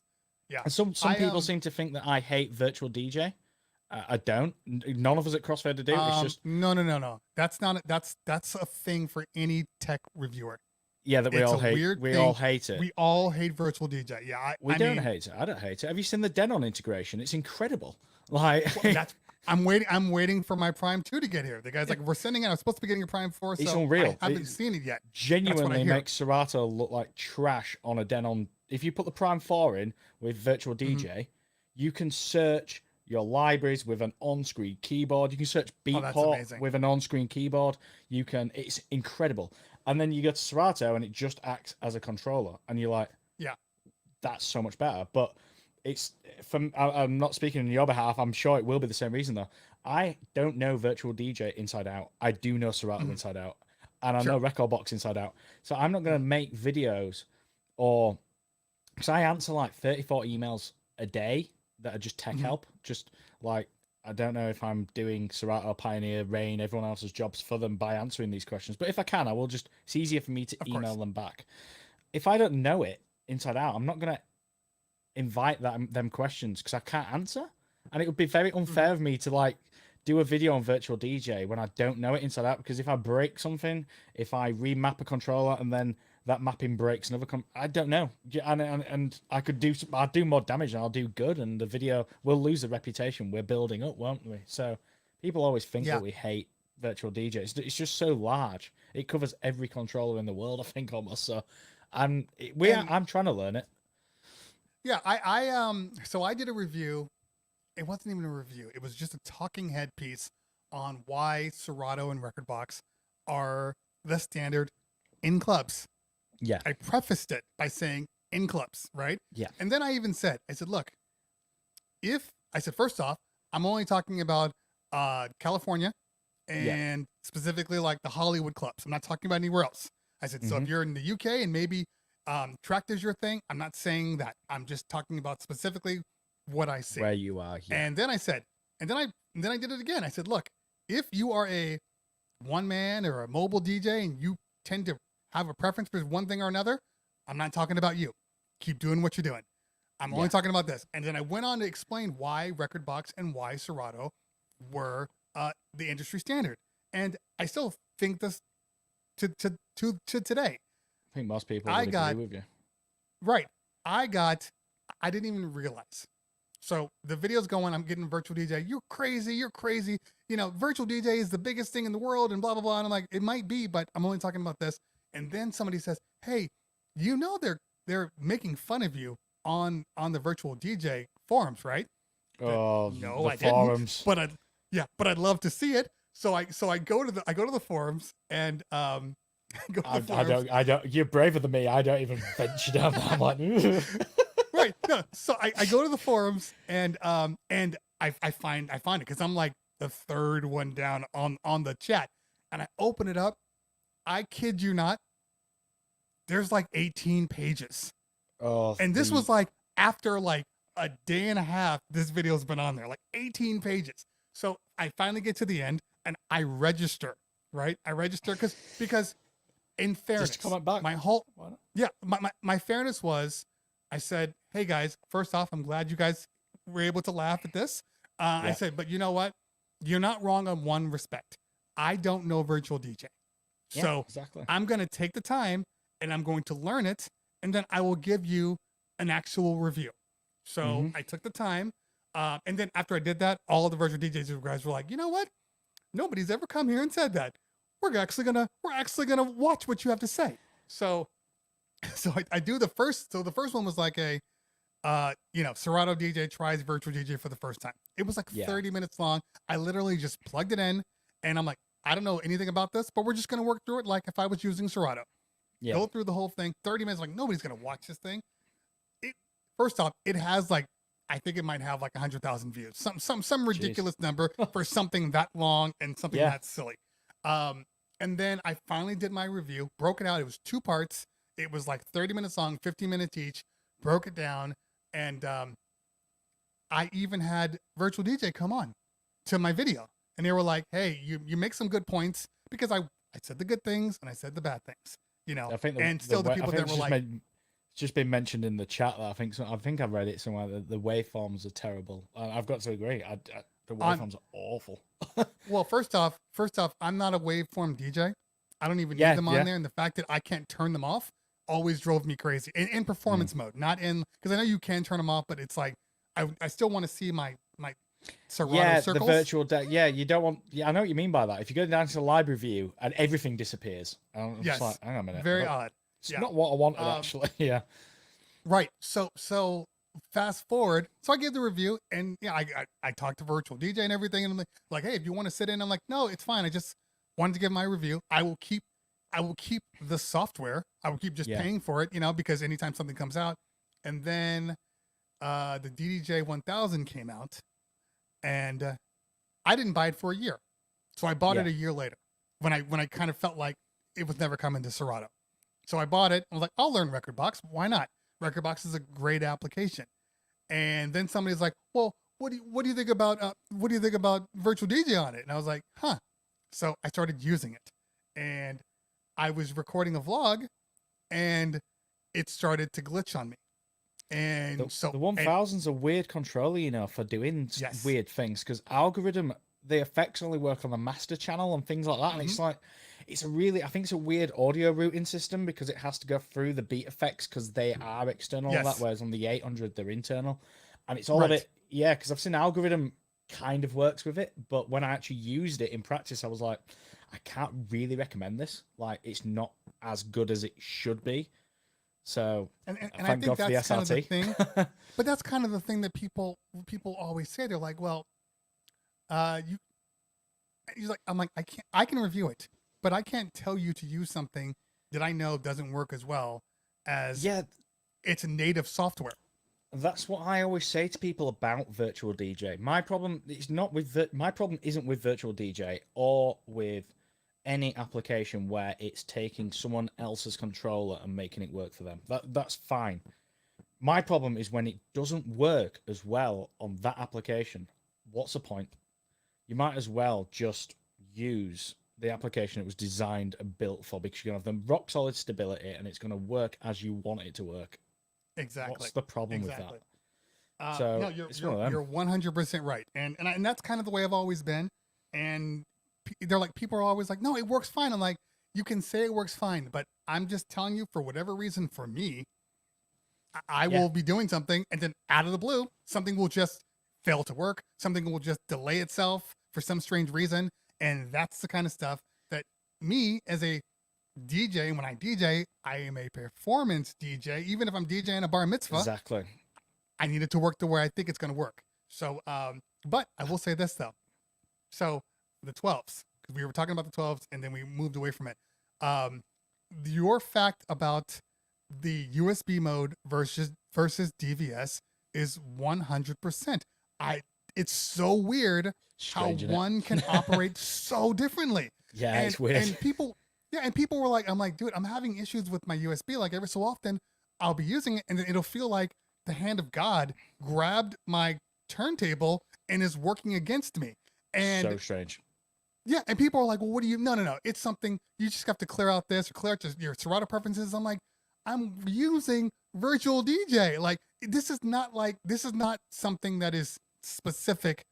I know it's software related, okay? But I don't know exactly where the communication stops working, and it's frustrating because, like, so I got the S11 before this one, so I installed everything on the S11, and the S11 software for Serato pretty much breaks the 12s. It just doesn't talk as well as with the older versions. There's since been an upgrade that has made it better, but I still get these kind of ghosts in the machine where, you know, like, I'm moving the jog, the turntable, and I release it, and all of a sudden it's almost like I hit the start button and the stop button again. I don't know if you've experienced that. Yes. Catch up. Exactly. And so this was on Friday. People were like, "Oh no, I don't have this problem." I'm like, look, I don't. For whatever reason, I don't know why I'm having this problem, but the problem does exist. And I know it's a software related because when I opened up Virtual DJ and did the same thing, I didn't get that. I never got that weird delay. But Yeah. in DVS mode, I never get any issues. Yeah, You know, so DVS I mode know is it's software flawless. related. Yeah, Yes, it's it so really weird because I said to them when they, this is so weird. When I got the Brain 12 Mark II PR document through and I clicked on the image and I saw the top of it and went, what's different? Clicked on the underneath picture and went, oh, there's two RCAs. And I thought I thought they were going to build a sound card into the deck. And I thought this is going to be, thought so too at first. This is going to be amazing. Like, whoa, like that's new for Serato because Serato only does one sound card. So it was like, I was like, we're going to have audio preferences. It's going to be like crazy. We can use anything all of a sudden. And we can map it out, kind of like what you do in Record Box. And then I read the document. And it was like DVS. And I was like, why? Right. Who's asked for that? And I was on the phone to Rain. And Rain were like, you'd be surprised how many people like prefer the way DVS handles, you know, how Serato handles DVS. And not only Serato, but there's also Virtual DJ, there's Track to Scratches, and people prefer it. Like, just take our word for it. So I was like, okay, I'm going to have to put a test here. So I put one on DVS and one on internal. And I was having like the guys come in who can scratch in the office. I was like, right, play on them both. I'm not going to tell you which one's which. Just play on them both. And they were like, every time, DVS one. DVS one's a better one. I was like, fair play. And then that weirdly makes me think, FaZe are putting all this effort into making it a HID compliant. Right. And I'm like, maybe you don't want to do this, FaZe. Like, I was thinking the same thing. I'm just like, talk about a reversal. And it was funny because I was talking about when I started using them, like, I don't know, DVS just works better. And I had a skate on. And SK was like, what are you talking about? Oh, no. Yeah, HID mode, USB mode is just so much more precise. I'm like, I don't disagree with you. But for whatever reason, on the 12s, I don't have that confidence with it. But if I go into DVS mode, I'm good. I do like the 12s. It's got to be said, I love the 12s. I do think like it was nice of Pioneer to put the hub on the back of the S11. They didn't have to do that, did they? Because let's face it. But this is another, actually. I had a lot of emails and a lot of pissed off people. And I don't know why they're pissed off with me and not Pioneer, because I don't make the products. But they assumed that port was to plug a set of 3000s into the S11. Right. And then if you plugged your USB in the 3000, your waveform from the 3000 would show up in the S11. Right. Like, no laptop involved. That's just how it works. And I was like, no, it's just a pass-through port. That would be cool, though. It would be very cool. And I did put the idea back to Pioneer. I did send Pioneer an email and go, there's a lot of people thinking this is what it's for. Obviously, I've told them it's not. It's a cool idea. And they were like, yeah, that's a lot of processing power, though. Like, that is a lot of processing power. I was also surprised, actually, to see the 12s not have a daisy chain feature yet. Right. You know, to not save some ports. But maybe if the USB's, you know, not super brilliant all the time, maybe that's why they didn't do it. I don't know. Like, yeah, I mean, they went with a lower wattage compared to the S11, so there's still 2.5s on there for whatever reason. Yeah. I mean, the SC 5000 daisy chain is one of the greatest features. I love that, being able to plug in like all the SC 5000s into one and then plug one of them into your computer. That's great. That's all four. So Philip Tan, I'm sure it's Tan. Asks, does VDJ still drain your MacBook Pro when plugged in? Now, this is a Friday thing. So I'm in the Tweak Music Tips Ray train on Fridays. Yeah. And I was working on stuff and I forgot to plug in my power cord. But I wanted to use the VDJ on the 12 because I'd used it the night before and I'm like, they feel better for whatever reason right now. They feel better using Virtual DJ. So I'm doing it. I'm like, I'll use the stems features and all that stuff, have a little fun. So I'm going and all of a sudden, like, it must have been 20 minutes into my show, computer dies. I'm like, oh, Virtual DJ just crashed on me. I'm like, oh, wait, I didn't plug it in. Okay, so I go to plug it in. And guys, this is a pro tip. And a lot of people are using battery. Yeah, a lot of people are using OBS on their computers. I use an A10 Mini. That's my thing. A10 Mini Pro. The A10 Mini Pro has its own direct streaming built into it. So when my computer died, you carried I'm still on. that's I'm amazing. talking Good man. because because it's going into So I'm still talking. I'm like, okay, give me a second, guys. Let me work through this. Yeah. And that's at that moment I was like, I don't think I can ever leave the ATEM.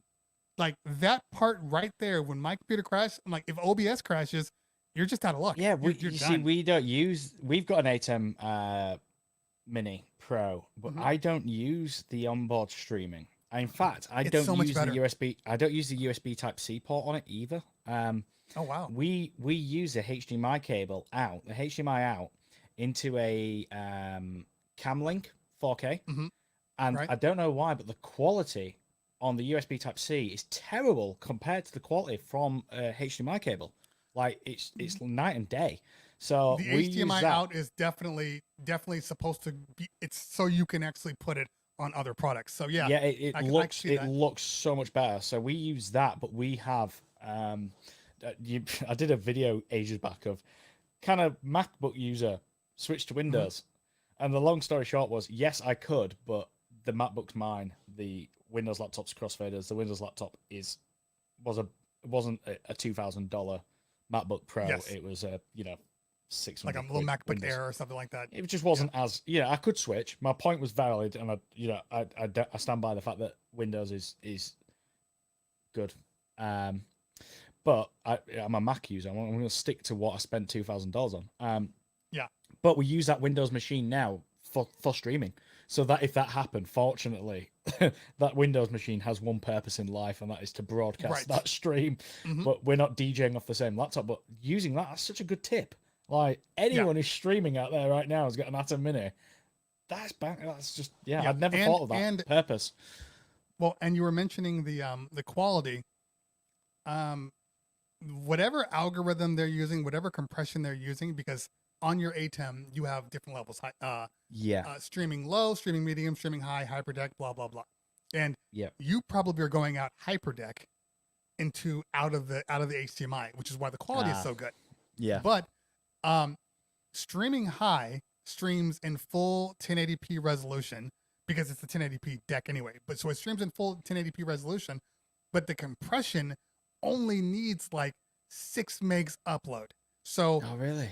So you don't even need to have like a super high stable internet. Yeah. So I've only gone out of that. I mean, I go out of my computer every so often, especially if I'm trying to do green screen or stuff like that. But I don't think about anything when I'm using the ATEM. I just hit on air and I'm on. Works. Yeah. It's so much easier. That is cool. But I like that. I like that a lot. I've just noticed a comment in there asking about why I didn't speak about the stems feature when it came out. It's because Algorithm shaded it to me. Algorithm were a day ahead, and I talked about it already. And just to do another video about Virtual DJ having stems, it's like, watch this video from yesterday. Here's it again in Virtual DJ. That was nothing against Virtual DJ. Again, it was just I just literally spoke about that feature, and I did one on Virtual DJ stems. So you can just go watch mine. There you go. But, see, there you go. There's your man. Thanks. Am I doing this correctly? There you go. Right. And I will cover Virtual DJ. I will. I hate this thing that people think I've got something against it. Also, people think I work for Pioneer. That was a weird one. People think I work for Pioneer because... There's absolutely nothing wrong with Virtual DJ. Absolutely nothing. Yeah, no, we'll be there. I promise you I'll be there. Yeah. Have you tried Algorithm on them 12s yet? Because it works now. Okay, so no. I'm gonna buy it because I can't reach a contact. And it's cheap, I'll hook you so up I'm gonna buy it. Oh, you will. Thank you. Yeah. Appreciate that. And because I know they do a really good job. But back to my crash. So it died. So I plugged it in, and it popped up immediately because that's what MacBooks do. And I start DJing again, and 15 minutes later, it dies again. I'm like, okay, this is weird. Not charging it I've full. never had it. Yeah, I've never had it die like this. If I plug it in, even if it's at 0, I'm fine. And people are like, oh, it's your power and it's this and this. I'm like, no, man. I think it's Virtual DJ because I am using the stems feature and I'm using all this stuff and it's processing and doing all this stuff. I don't think I'm getting enough power. It's taking up so much power. It's not charging. It's a very common Mac thing. It's the MacBook Pros. We have the exact same issue when our laptop dies and we're streaming. And which MacBook? You've got the 15 or the 16? Sorry, the 13 and the 16. 16. I have the 16. Yeah. Mm-hmm. The 16 comes with a bigger power brick. Have you ever noticed that? Yep, to the 13. Yeah, and we cocked up, and it was our fault because we swapped chargers over without noticing. So my 13 was running on the bigger one, and we had the same issue. But we swapped it back. Yeah, so we swapped it back, and we had the same thing with Jamie's laptop. He has the 16 with the i9 in it, and it consumes when you're running it hard. It consumes more power than it gets through, and it's super frustrating, isn't it? Because I'm like, well, you just paid like God knows how much for this MacBook Pro, and it's come with a charger that, if you're really pushing that laptop, won't get enough juice in it. I've seen that happen before. I've seen it happen numerous times, and it feels bad, doesn't it? I felt bad when it happened because I was like, oh. But it's funny. So two things happened to me because I was on Virtual DJ when I put it back on Serato, I was able to maintain. So yeah, it occurred to me that Virtual DJ was using too much power. Now, I will tell people this because stems does take a lot of processing power though to do the stems feature. So stems takes a lot of processing power, and technically speaking, I was using a Virtual DJ beta.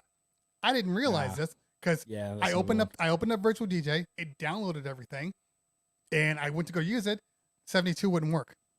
And then I was like, okay, so I've had that thing with Virtual DJ. We got sent through the betas for Virtual DJ for the Denon integration. And every time I opened it, it tried downloading a different version. Like you said, there was a new version out. And this is one thing I will say about Virtual DJ. It's super difficult to know which beta you're on because you'll download a beta and then it'll try and download a different version. And then you'll end up with two versions. And then they're like, which one's this one works with the device, this one isn't working with the device, that one's working with that one's not. At least with Serato, I've got a number. And when I go into it, it says, you can look at it. It's right on the bottom, right on the corner. You're in a beta. Yeah, you're in a beta, and this is the version you're on. And I had that problem where I was like, what? Hang on a minute. What? I don't know what I'm on. Like, hang on a sec. But the dumb thing about it is, so it wouldn't work, obviously. You would think that Virtual DJ would say, hey, you're using a RAIN 72. You need to download this version because this version works, because the one that came out. So I had to go through their forums and finally find, try this one. This one works. So I downloaded it. Everything worked fine. But when you're using a beta, you never know if it's something's, quirky with it, if it's taking more resources than it should. And so I think that's what happened with me. And I know with the, live and learn. I know with the algorithm that when they launched it on iPad, this stems feature, because it was only on iPad, I said, why is it not on the Mac version? They said, it's so intensive on the processor to break down, because basically it's looking ahead in your song and breaking it down in front of you. They said it's so intense, we're just having to tune it to the Intel chips because Apple Silicon's more powerful now. The M1 Apple Macs have come out, and Algorithm's the only application that's fully supported. And they said that's a breeze because it basically they've just taken the iPad application and moved it across. But they do support it on the Intel ones now. But I know they were working for a long time, till it recently came out, that they were trying to optimize it to take that CPU usage down enough to make it usable. And maybe that's the problem with Virtual DJ. What you were finding is because it is intense, heavy using stems features. But it sounds so fun, isn't it? It's such a great tool. I love it. I feel like this is fantastic. It's great. And by the way, Tweak Music Tips in the house. What's going on, fam? Make sure you follow Tweak Music Tips. They will be back on, I think, tomorrow, Tuesday, Wednesday, and Fridays. And we're almost getting close to the holiday show with Mojax and myself. I think we're doing it on the 19th. That's going to be a fun show. We break up on the 17th, so I'll be tuned in on that one. there you go. Perfect. So, but I want to try Algorithm. I have not. It's good. It'll be a cool little thing. There was something I was just going to say, and now I forgot. Anybody? Yeah, I know. Anybody in the chat?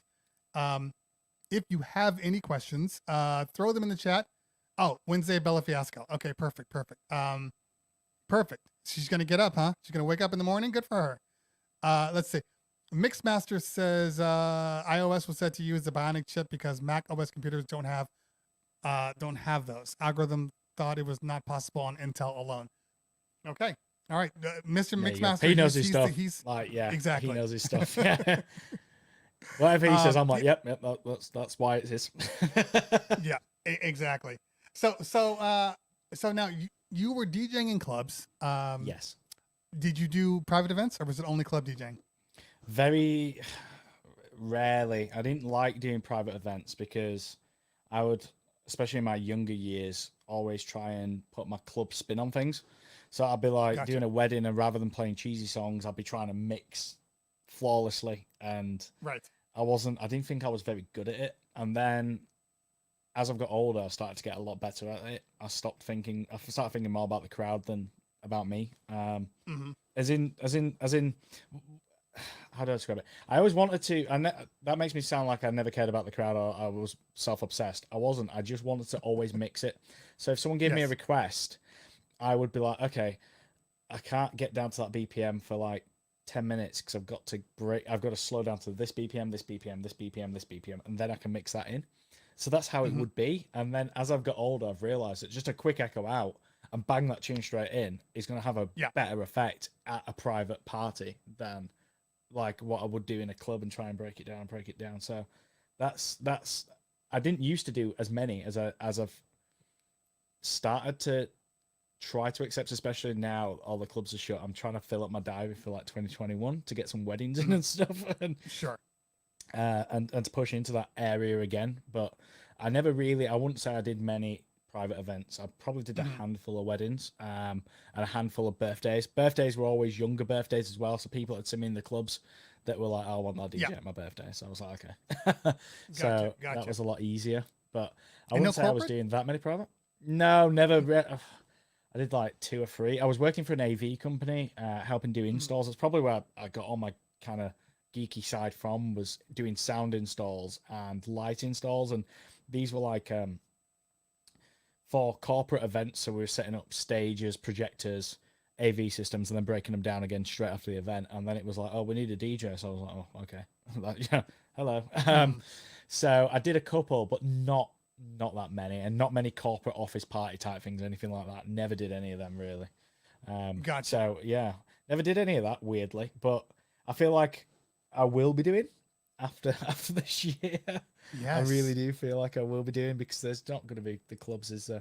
I've just broken into doing festivals and doing like more event based stuff. So like I worked for a company called the Yacht Week, which is incredible. It's full of Americans actually. Most of the guests are Americans. But they put yachts on around Europe, and basically you fly in aboard, jump on your yacht with your friends, and we sail alongside you. Yeah, we sail alongside you to like a nightclub on the night, and then I'll DJ in that nightclub on the night.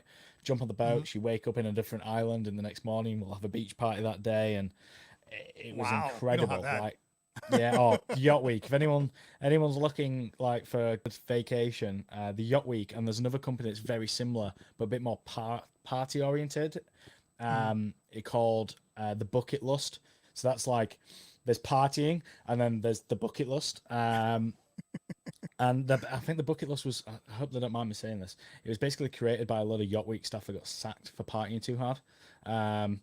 And they took me to the British Virgin Islands this New Year's Eve, just gone. So that was an experience, getting to fly into America. I flew into JFK and then flew down to the British Virgin Islands, down to St. Thomas and then across.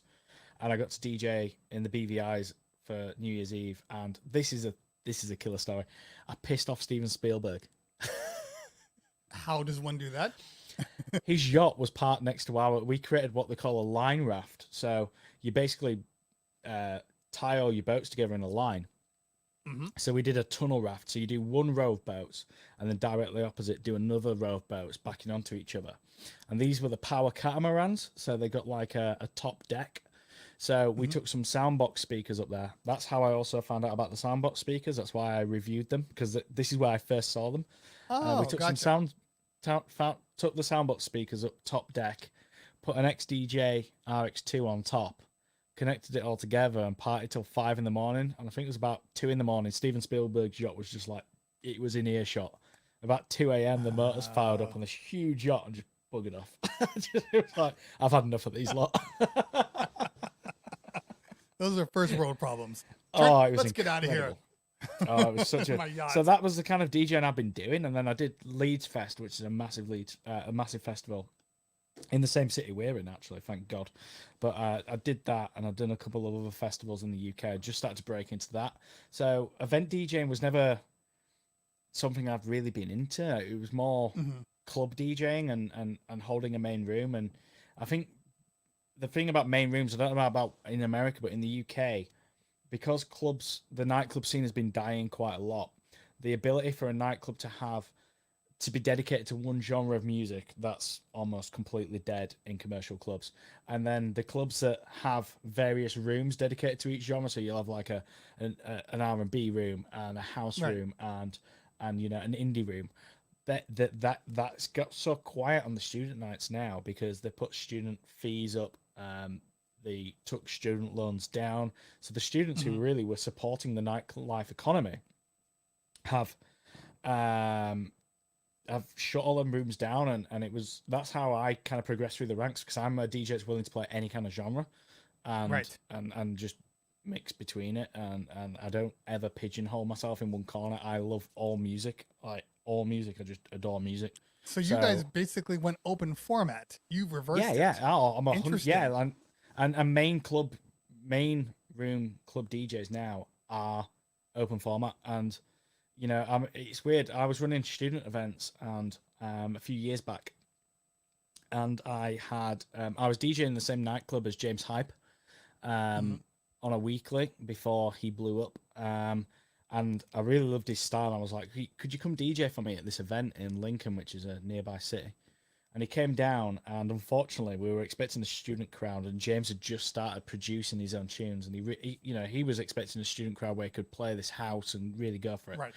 And the place filled up. We didn't realize it was a local market, like a Christmas market, and the place filled with 40 to 50-year-olds.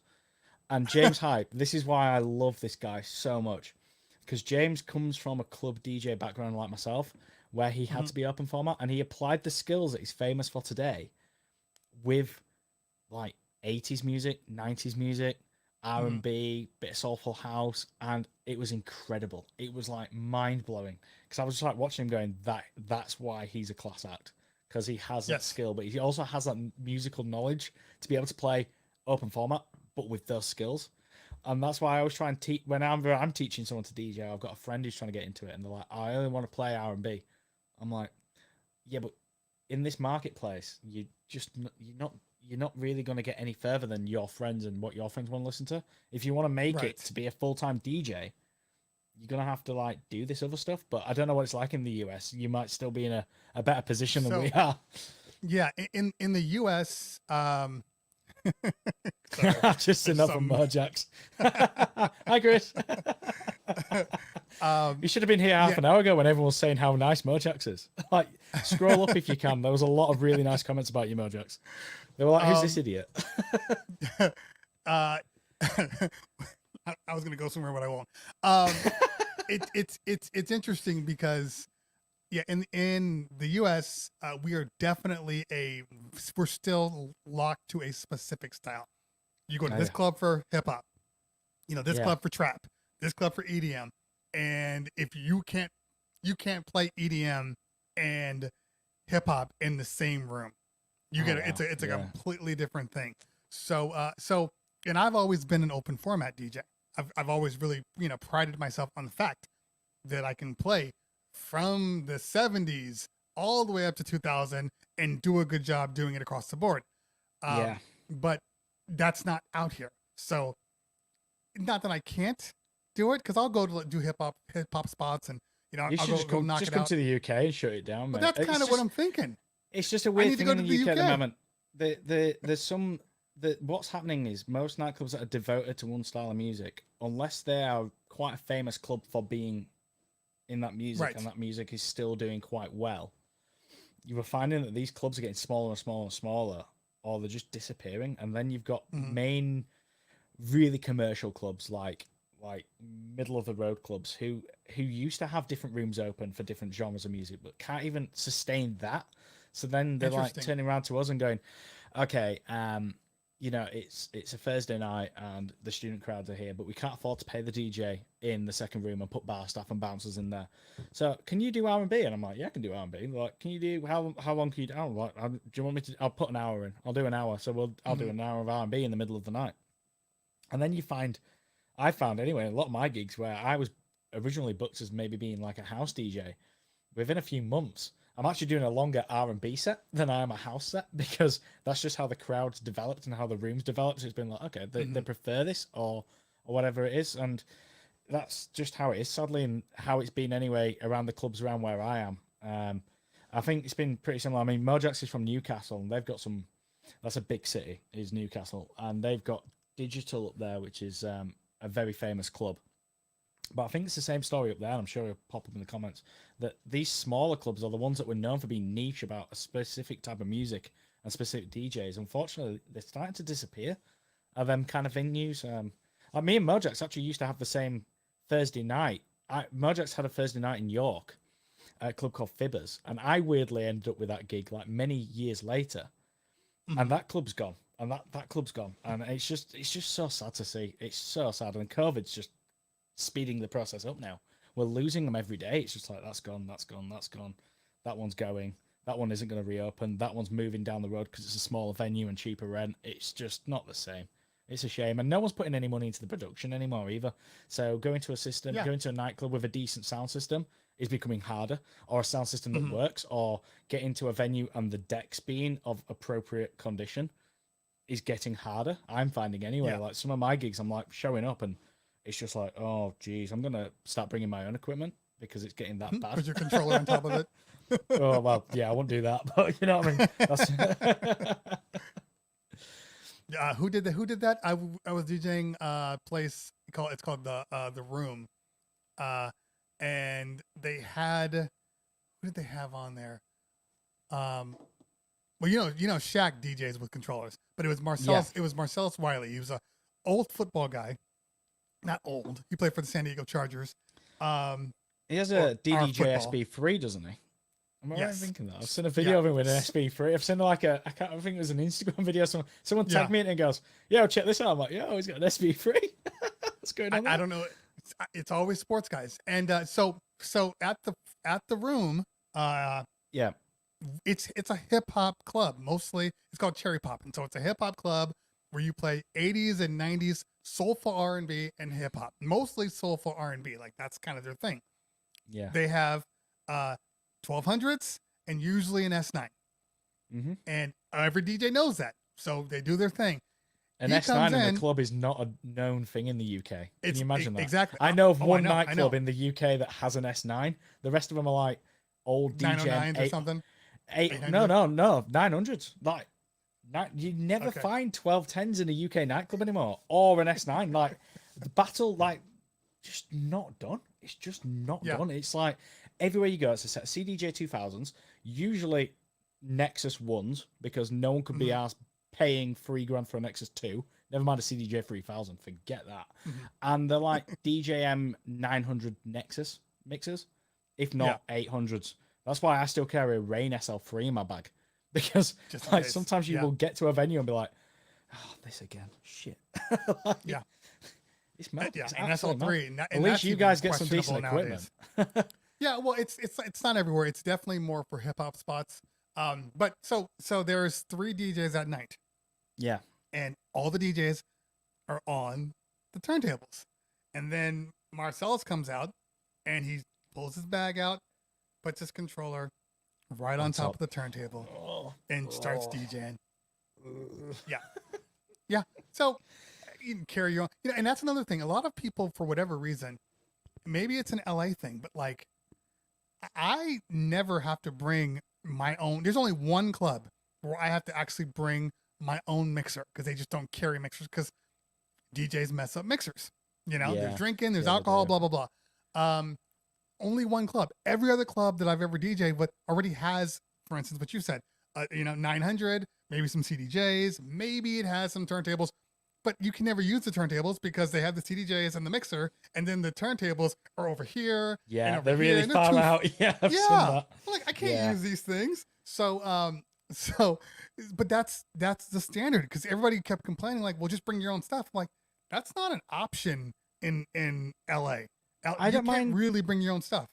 My problem with carrying my own stuff is that the DJ wage in the UK has been chopped. As I'm saying, that things aren't in the greatest of shapes, and unless you're carrying some kind of punch with your social media and your following, you're not going to get the best of wages. You'll get paid, all right, but not really enough for me to warrant risking my own equipment. Like, I'm not being paid to hire in a set of decks. I'm not going to bring my controller with me, or most times Crossfader's controller with me, and run the risk because you're not paying me enough. I couldn't replace that if it got broke because you're not paying me anywhere near enough to do that. Right.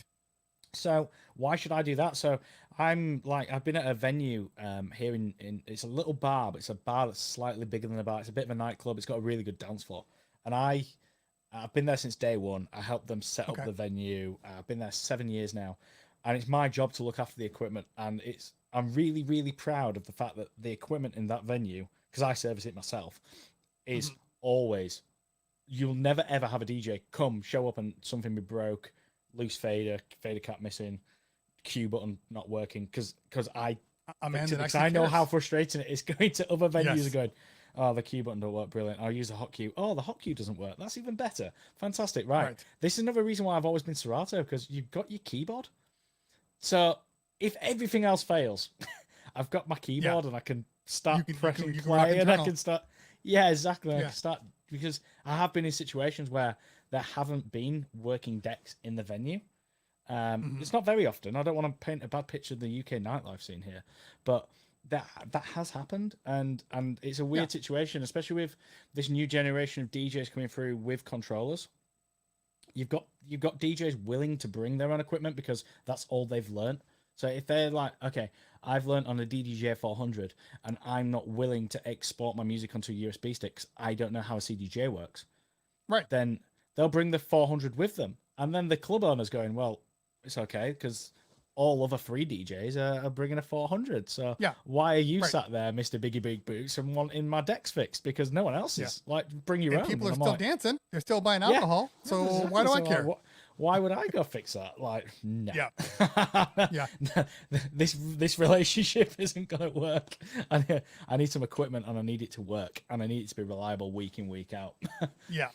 Well, and it's interesting too, because like DJ Authentic says, Chicago all has, X DJs and X1s, and I'm just like, it's weird when you, depending on what state you're in and what part of the country you're in, because it can be dramatically different. And that's the one thing you probably understand this. I mean, being in the UK, and your fan base is universal. So you might say something and then realize, oh, that only is specific to where I am. That's not specific to. That's true. You know what I mean? So we always have to like tiptoe around things sometimes. It varies with who you work for in the UK as well. There's some brilliant nightclub operators and there's some shocking ones, and they're generally getting worse and worse, sadly. But there are people out there, and there is chains of nightclubs, and the independently owned nightclubs are usually owned these days because everywhere in the UK in city centre keeps getting bought up to be turned into flats or apartments or offices.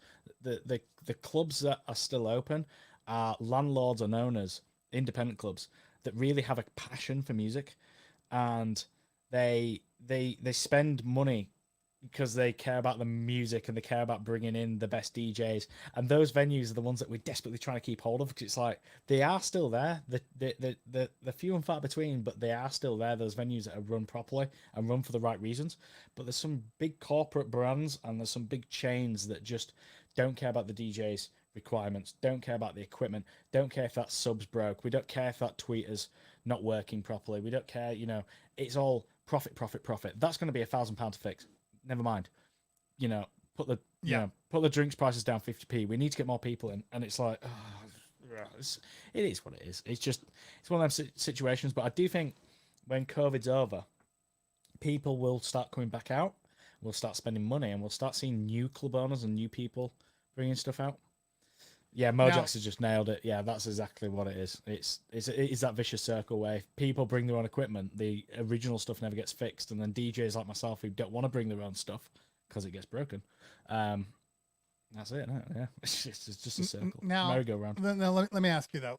So when COVID's done, yeah, whatever, when the vaccine takes place, I guess that's really what we're talking about. Not so much when COVID ends, but when the majority of people are vaccinated. What do you foresee in the clubs? I know you said people are going to be spending a lot more money, which I agree. There's going to be this kind of, release the hounds where everybody's just like, yes, I'm free. And now they're out there at the clubs and it's Dre Day all day long. Yeah. But what do we foresee with Twitch DJs and now club life, what club life used to be versus where it is now? Where do you think it's going to go? It's difficult because there's a lot of, I know in a lot of clubs had events booked and had artists booked that obviously got cancelled, and because of touring fees, because of agent fees, because of loads of things, deposits, they're trying to basically reschedule those events for when they can open. So I think initially we're going to see the same acts and the same clubs putting on the same events that were meant to happen already. But what I do see is straight after that is a new wave of people that have actually made an effort in lockdown. There's a lot of DJs that I've seen just go to sleep. They've got other jobs, or they've not really known what to do. They've not adapted to the situation. And then you've got DJs that have adapted and have started doing other things to engage an audience or even build a new audience in a lot of ways. So, I always feel like I come back to like people like James Hype, but his online presence has never wavered throughout all this. His videos have always been there. Right. His commitment and he's growing. His social media and his following has grown in this period of time, not declined. Whereas I don't want to mention any names, but there's other DJs who were doing his sort of events, the same events James will be booked, that haven't done anything. They just haven't been online. They haven't been socially active. They haven't kept anything up. And I think a lot of DJs will stick with Twitch because they've built this following, they've built this family, and they're going to keep it going. And hopefully, I hope that some nightclubs will start booking DJs based on the numbers that they're doing on Twitch. In a lot of ways, I'm not saying like club owners are going to start watching streams and going, "Oh, that guy's got the biggest numbers," but if you're building a following and your Instagram following, your Facebook following, the things that club owners normally look at before they book people, if that's jumped because you've gained 2,000 people from the US because you've streamed at the right time, then why not? Why isn't that a benefit? And I think there will be this new wave of people that are coming through. I see it a lot with the younger lot. No one seems to be scared anymore of posting a routine online if it's good or bad. Like Instagram is just a wash of just kids with controllers smashing hotkeys. That's TikTok for the win right there. Oh, TikTok, exactly. Where's the new wave of TikTok DJs? I mean, I ironically now spoke about that Yacht Week thing that I did.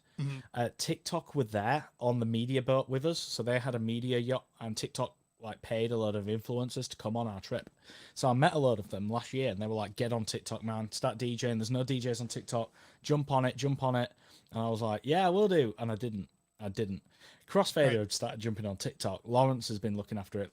Lawrence James, and it's been he keeps texting the group just saying, "Oh, this one's just done 50,000 views. This one's just done 100,000 views. This one's just done this. This girl who's on TV has just collaborated with us." And I don't really know what it means, but I know it's incredible numbers. And I'm like, there was something there. There was the Twitch and TikTok. People have been making an effort at this moment, whilst everyone else is like not able to do anything else. If you've not kept up your effort, I think your days are numbered. I genuinely do. I think there is going to be this new wave of new DJs coming through who have come from social media, Twitch, TikTok. People, you learn everything, don't you? Like I know I learn something every time I step my hands on set of decks. I learn something. Like so. Oh, did you watch? I don't know if anybody's been on IG today, but DJ Angelo which I'm still trying to lock Yes. down. Yeah, DJ Angelo released his video today of one of his old routines. He's just amazing. He's just absolutely flawless when you're watching him. Just like, Jesus Christ. But perfect example of somebody that took, even he had talents and made a career out of just helping people and showing his skills.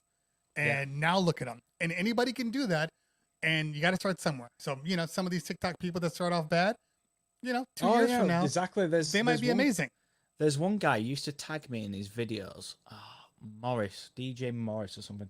He used to tag me in every single one of his videos. And he's got a DDJ 1000 controller, and he used to tag me in all his videos. And he was tagging quite a few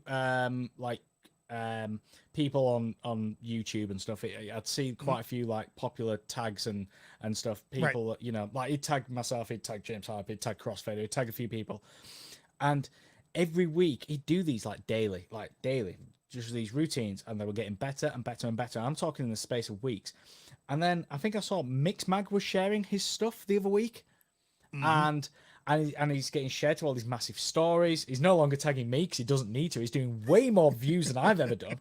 And I'm like, that is just perfect example of someone who's just gone, okay, I'm just going to keep putting these out. And his first ones weren't terrible by any means, but they got better and better and better really, really quick because he was dedicating time to it and just doing it and doing it and doing it. And now he's doing way more numbers than me.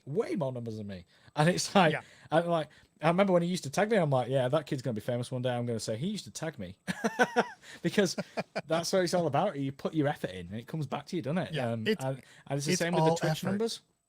If you're regularly streaming on Twitch, you build an audience and you get good numbers. I mean, look at Mojax's Progress show, this Wake Up in Cleveland show. Like when they first started, they were nowhere near the numbers they are now. And I'm sure both of you will be happy to admit that. And look at them now. 100%. They've not really been going that long in the grand scheme of things. We've not been in lockdown a year, have we? And we're doing mad numbers, absolutely mad numbers. So it's great to see. I love it. I think it's. I fear for the DJs that have sat back and thought, it's okay, I've still got 70,000 people on Instagram. I'll get a booking when everything goes back to normal. Because I think the world's moving on, and I think people are going to very quickly get forgotten.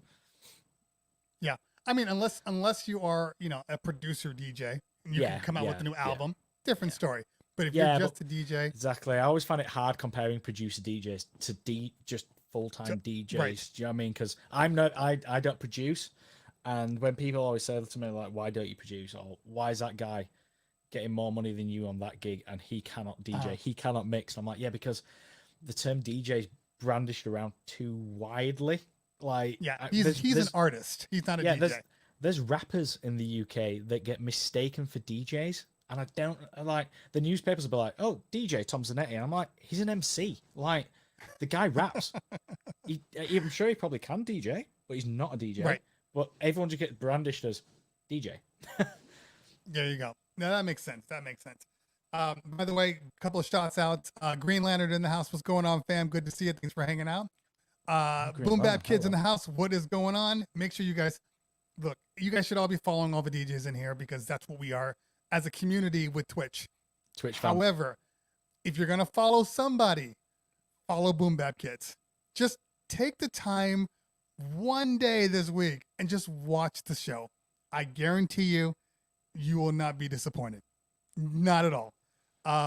Okay, let's see here. Tony LeBron says it said that you need to put in authentic 10,000 hours into your craft to become proficient. Yeah, that's 100% true. Yeah. And you can do it if you just take the time. And a lot of people, at least in the past, didn't have the time. So there's never been a better time now, is there? Really? Right. Exactly. So if you can take the time right now, think about it. If you're just DJing on Twitch, some of these guys have been going, 5 days a week, 4 or 5 hours a week. I mean, that's a lot of time being put in. And there was who was it that we all raided? Do you remember this is early Mojax Progress show days. I'm sure Sean someone will be able to remind me. His name's gonna come to me. And we raided him. We raided this guy, and he'd been DJing for I think 13 hours without with 2 viewers. and then we raided him with like 100, and he just made his day. I want to say Carlos TK, but it might not be. I'm sure someone in the comments will pop up and remind me who it was. And he'd been doing that on his own back. Like, if I'd had 2 viewers, or it might not have been 2, I might be exaggerating slightly, but if I'd had low viewers, I wouldn't have done 12 hours. You know, but he did it for the love of the music and for the love of the craft, and that's exactly what it is, isn't it? If you're gonna put the hours in, you're gonna get noticed, and you know, it's all about the hours. You've got to love it. You've got to want to do it, haven't you? There's no easy path in anything. You can't just rush there. Yeah. DJ Special J910 says I'm having the hardest time growing, so maybe I need to do more routine type stuff. Routine type stuff that you know you're going to put out to the masses. I find that if you are critical of yourself, it will force you to be at the top of your game, the best that you can be when you put it out. So if you continue to do, I have a friend of mine, his name's Waddy J. Follow him on here too, and he just started DJing. I mean, he was DJing a little bit because he used to work for my company, so he was a good, solid baseline DJ. But he never got really creative until he went back to Baltimore. And then I started watching his videos, and one video would pop up and I'm like, I see what you're doing there. That's kind of creative. And then another video I was like, okay, now that's really creative. And I'm all of a sudden I'm just like, Jesus Christ, man, like you need to be on. Have you submitted your Red Bull application yet? Because you're ready for this. And but I think the reason that happened is because he was putting himself out there. Did he put himself out there? Because look, we all know you can put yourself out there and you can get, 30, 40 people that are like, oh, it's great. And they have no idea what the hell you're doing. Okay. That's just the nature of what we are. Your mom's like, oh, good job, baby. Like that's not real life, but then you can watch yourself and then see how people are reacting to it, the rest of the people, and then look at yourself and go, oh, I could have done that better. I can do this better. I should have added this in here. And then you put that in your next routine and so on and so forth. And you will continue to improve. I can tell you the just DJing on Twitch or YouTube or Mixcloud, but specifically on Twitch because the engagement is so high here. And YouTube for me too, because that's where all of my, that's where your subscribers are. But anytime the engagement is high, you should be operating at a more aware level where you're focusing more on trying to be the best you can be. Because Twitch, any of these online streaming services are a different world. Because if you're at a club, you're at a nightclub, you're DJing, you make a mistake, maybe the bass in the room can mask how poorly the train wreck was, or the MC can pop on and, can help you out through that train wreck. But if you are DJing on Twitch, there's nobody. There's just them staring at you the whole time. So every mistake you make is like magnified because it's clean. It's coming through their speakers. Everything is optimized. So you have to kind of operate on a level that is above what your normal thing is, and you got to be as good as you can be. Now, we all make mistakes. We're DJs. There's never a perfect DJ set. Even the best of us, I've heard make mistakes. The difference between Twitch is forgiving. So at least then, like, where else can a computer crash in the middle of a show and nobody leaves? Yeah, no, and they're like, point. It's okay. We're not going anywhere. Just restart. Like if that happened at a club, you'd be booed, and then the manager would probably just say get off the decks at all. So we're just in a weird place right now. But just because people are forgiving doesn't mean that you shouldn't be trying to put your best foot forward. Every time you turn on the stream. And that's the one thing that bothers me. People just turn on the stream like, I'm going to go on, and they have no plan. They got nothing. They're just like, okay, if you're going to turn on the on air, if you're going to turn on the stream, perform. And whatever that performance is. I'm not saying, be, FJB and, just do all this ridiculous stuff. I'm just saying perform, and that's why I like watching people that are out there. I mean, like Boombox Kids is a perfect example. I mean, they're. Have you seen them yet, Holland? No, I haven't actually. So I'm Okay, looking forward to after I've done yeah. one of this, mate. I'm going through the chat and I'm following absolutely every single person here because I Yeah, want to see some of these things that you're talking about. So Boom Bap Kids is the Sesame Street of hip hop. Right. There are literal puppets on the camera. There are puppets DJing. There are puppets emceeing. Yes, and then they'll bring in live guests. The guests will come in like Sesame Street, where they're singing, and literally, it's the funnest thing that you'll ever watch. And the puppets know every word of every hip hop song you'll ever play. I need to see this. Any boom bap, they know every word. In the UK, our in America, Sesame Street's quite a big children's program, isn't it? In the UK, we've got Thomas the Tank Engine. Now, I'm not sure train wrecking. I mean, a lot of train wrecking DJs could go together. Right. Maybe they should just have me messing up all my mixers and then just Thomas the Tank Engine figurines going around. Oh, that would be great. That would be a great overlay. Thomas every time you make a train jack, like just literally like fade to Thomas and have sing the theme song and then come back with a brand new mix. There were some really good remixes of the Thomas the Tank Engine. Someone mashed it up with Biggie Smalls.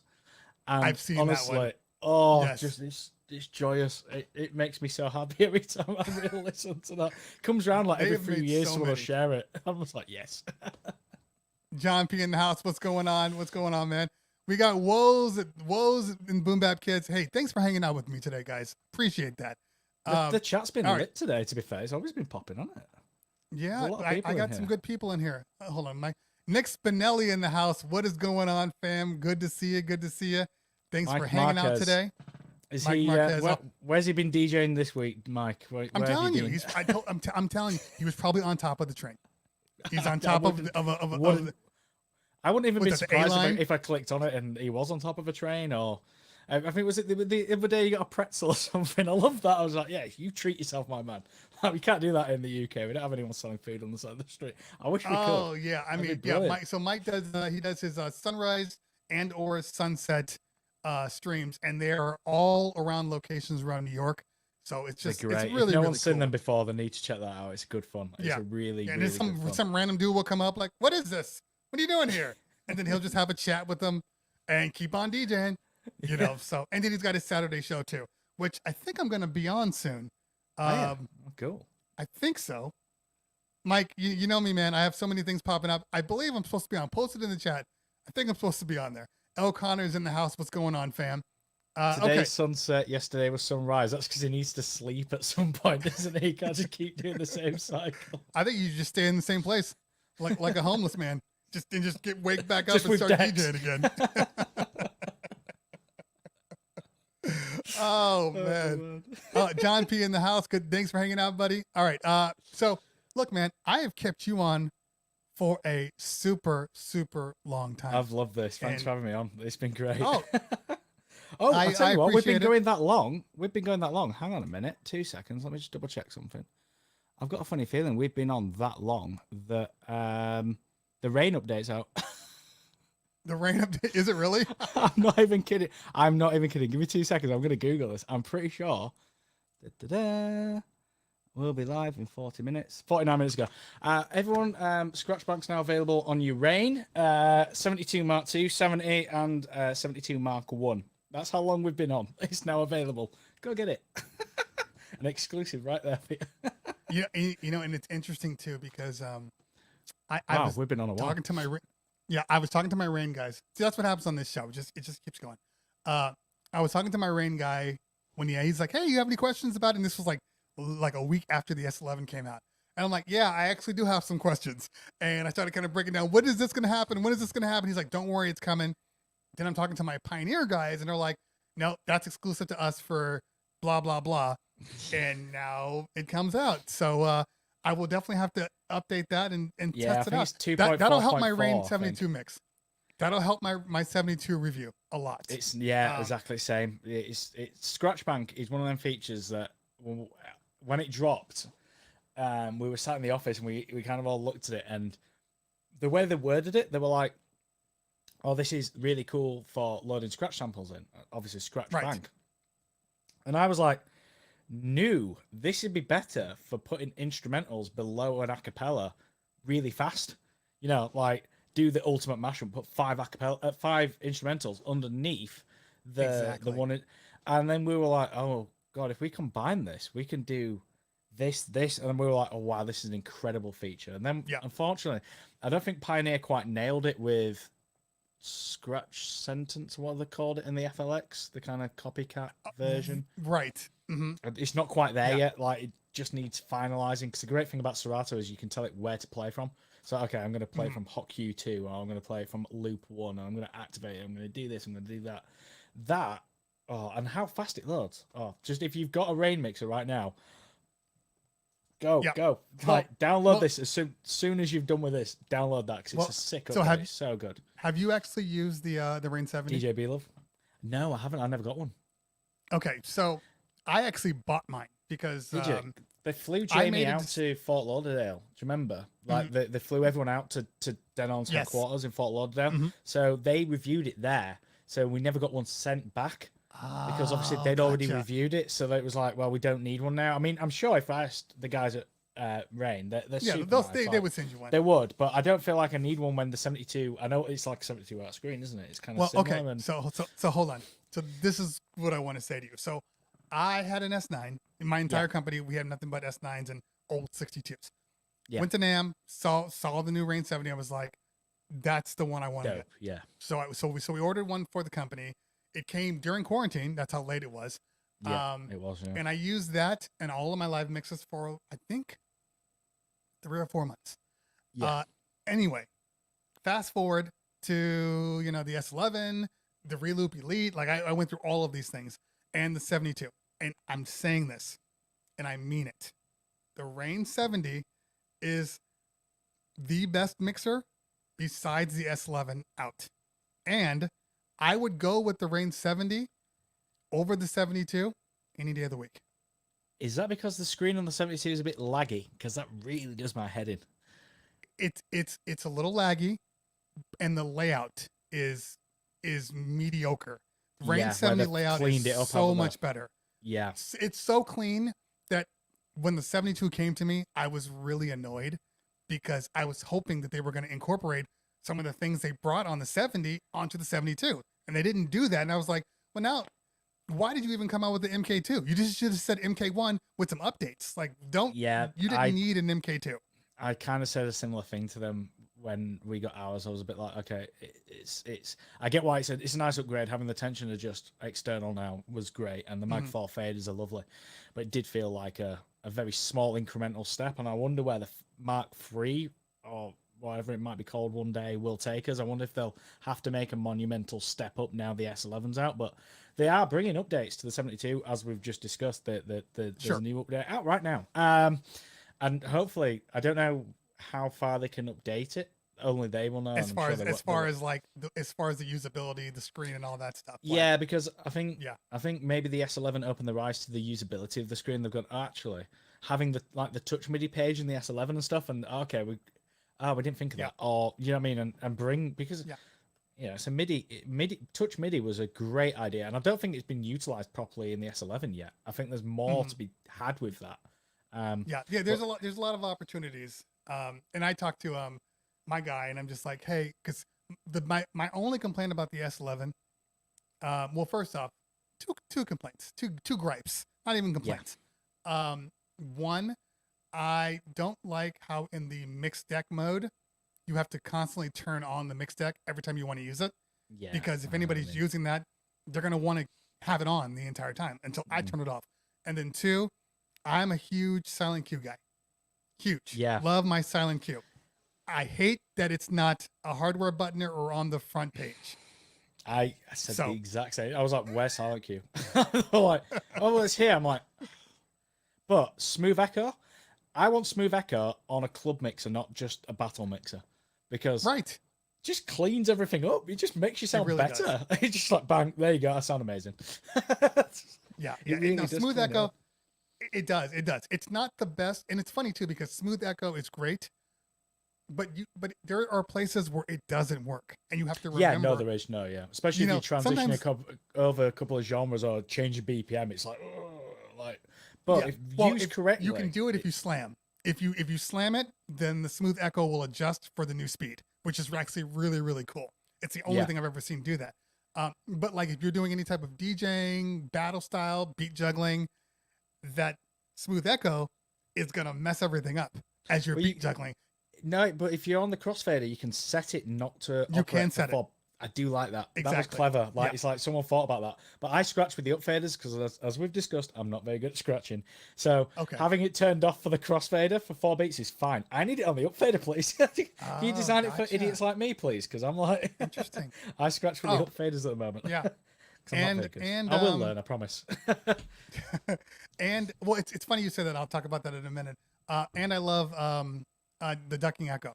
Ducking echo on the S11 is by far the best hark back version to the 909, is that, isn't it? The ducking echo. That was like the 909 staple effect, and it was great. I love the SE. I just wish we didn't get the SE for review. We had the normal one, but as soon as I saw the SE, I was like, oh, should I buy one? I'm like, oh. But it's the same thing. It's just some I'm all about the mic retro. echo better. I want that boot screen, the orange boot screen. Oh, I get you. The mic echo is fine. Although I didn't have a problem with the mic echo on the S9. I don't love the placement of the mic, period. I've never liked it on the front panel. I need it on the top. But it is what it is. I'm not going to complain too much. As far as everything that the S11 gives you, I can let a couple of things go because it really is a great mixer. Now, having said that, there's a mic echo right here on the 72, which when I'm DJing, it's very convenient to be able to, hit that knob if I'm streaming to be able to, because it's the one thing that I think all hardware companies are going to have to make like a paradigm shift. You can't continue to make mixers or any type of DJ equipment without putting streamers in mind. Yeah, I agree. It's a thing of the past. Funny? The FLX6, I'm not a massive fan of that controller because of its price. Nothing else against it, just the price. It's too expensive. 100%. Far too expensive and it's built terribly. But the audio ports on it, like, everyone's going, okay, there's a master out on RCA and there's a booth out on RCA. Why do you need a booth on RCA? It makes zero sense. And I went, and I that was my first argument with it. And I was like that. And then I thought about it and I thought, actually, it's unbalanced and you can connect that for streaming and you've got an independent volume dial. Why did they write the word booth on it? Writing the word booth on it annoys professionals who want to see a professional booth port. Put line out to master 2 streaming out. That can be connected to an iRig for someone's phone. It can be connected to a Behringer sound card for streaming over OBS, and having the ability to turn up your own speakers to a point where you can be on the mic maybe without having to blast them both to get the Thank you for putting a second RCA on. Why did you label it booth? Label it streaming. That one little thing.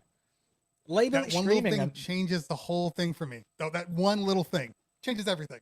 You're right. Yeah, just having a dedicated volume knob for. That's what's so great about that 72 Mark II that you've got in front of you is the session out. Is being able to feed the master out with with the XLRs to your speakers, and then that's what we do. That's why we actually prefer using the Rain mixer when we're streaming at Crossfader because of the session out. Because session out, or do you remember what happened to the record out ports? Why are they only limited now to the top of the range mixers? Because I don't know. Having a line level out that's separate to your master is so helpful. Like every controller in the world, stop putting a master 2 on, or give us a flick switch or something, or just be able to grab the record out again without having to plug in a second USB cable and do it digitally, because it's so handy. Like, especially for this. And you're right, they should be putting that at the forefront now of the product planning, because people are going to be streaming for a long time to come now. Like DJ DeCanis, I use my booth. Yeah, I legitimately use my booth to hear myself playing, so I couldn't use booth out. But the Prime 4 has so many damn outputs. Like, you're fine. Yeah, the Prime 4 wasn't. The other thing with the Prime, which seems to be happening more and more on in music products, is the obsession of putting booth ports on XLRs rather than TRS. Because I'm so used to living in a pioneer world where everything's quarter-inch jack for the booths. When I do get a in music product, I'm like, oh, it's XLR. I know it's a balanced cable. It's the same as a TRS technically. It's just I'm always like, oh, damn it! I've now got to change that cable. Like, I'm now going to go get another XLR. Right. Yeah, and that's a yes, Special J. Yeah, you can remove the mic. It's funny. I'm not even using the mic now in mine. My mic is going through the Zoom L8. Oh, you're on, and I'm outputting. Which Zoom are you on? Yeah, we use a H6. So the H6 is good. No, this is the L8. This was the first try of the mixer / podcast system from Zoom. Okay. So because they have another one now called the Podcast P8, which is or PodTrack PH. Yeah. P8, and it looks just like the Rodecaster, like almost exactly like. Well, that's what I'm talking to you for a Rodecaster. So okay, so let's be honest with you, because I am legitimately trying to understand if it's of value to buy the damn thing, because it is expensive. It is expensive. It's mighty expensive. I was given this by that radio station that I was talking about. They've given because of COVID, all the radio stations in the UK are where they can remotely hosting shows. So they gave us all these because they've got voice processing on them. So hang on a sec. I'll turn my processing off. There we go. That's me unprocessed now. I don't know if you can hear the difference, actually. Can you hear the difference? Hold on. Thank you, Jeremy. We just brought that up. Pal. Yeah.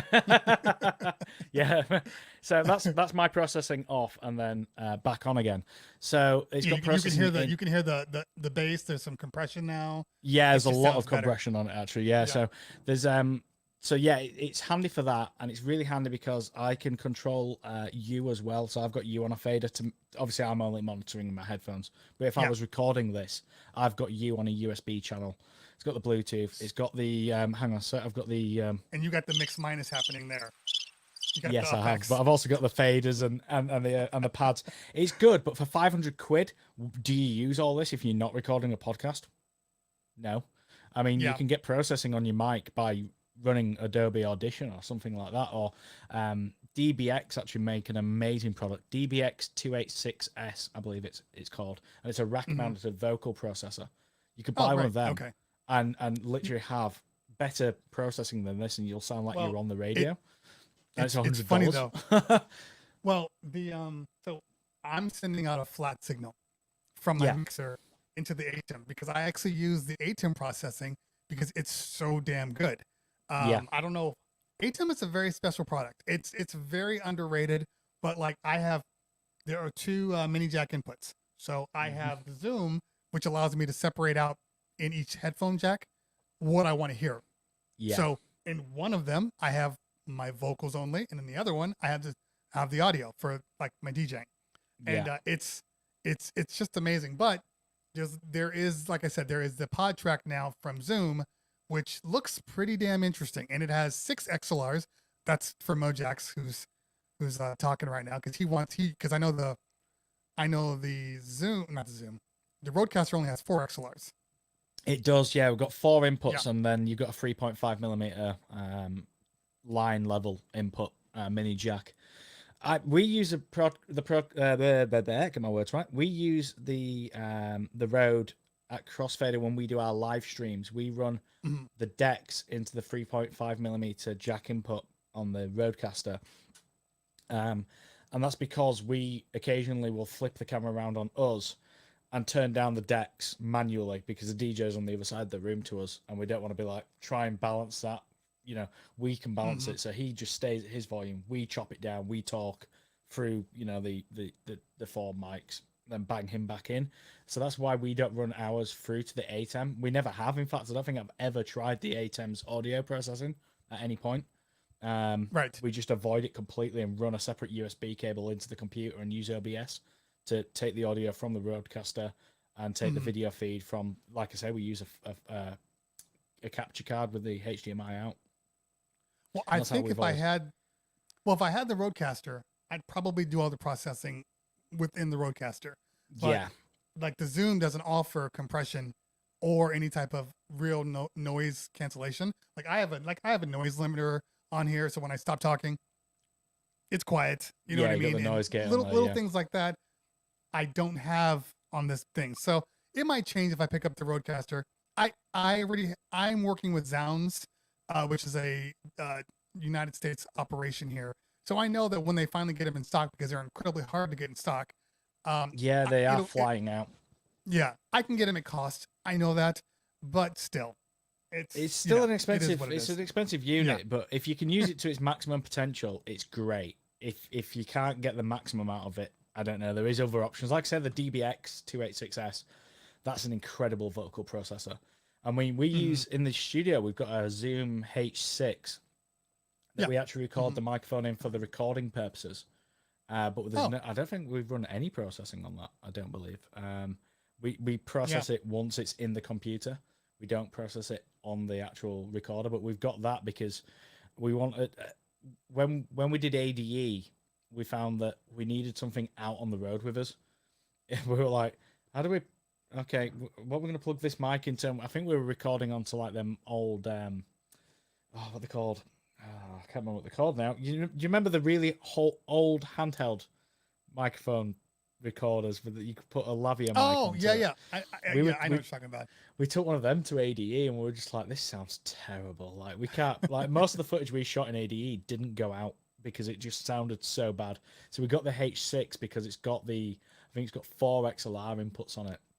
With independent control for them all, and a clip-on mic on top that you can use as well, which is stereo. No, the H6 is a good product. It's kind of that's why we got that. Yeah, that's why we got that. Rico Rage, you can make the adjustments in the Pro or the Mini. Well, the ATEM Mini is still. There's 3 versions of the ATEM Mini. There's the ATEM Mini, ATEM Mini Pro, and ATEM Mini Pro ISO. So, but they all can do audio effects.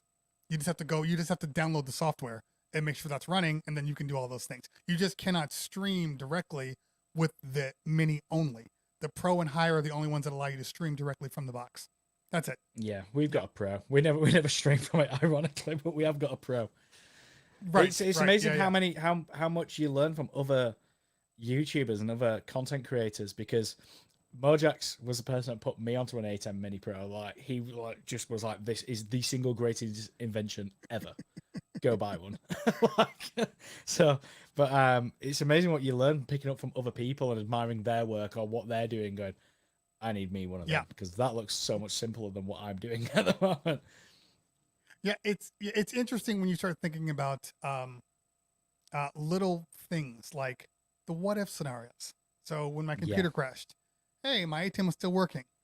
My computer crashed.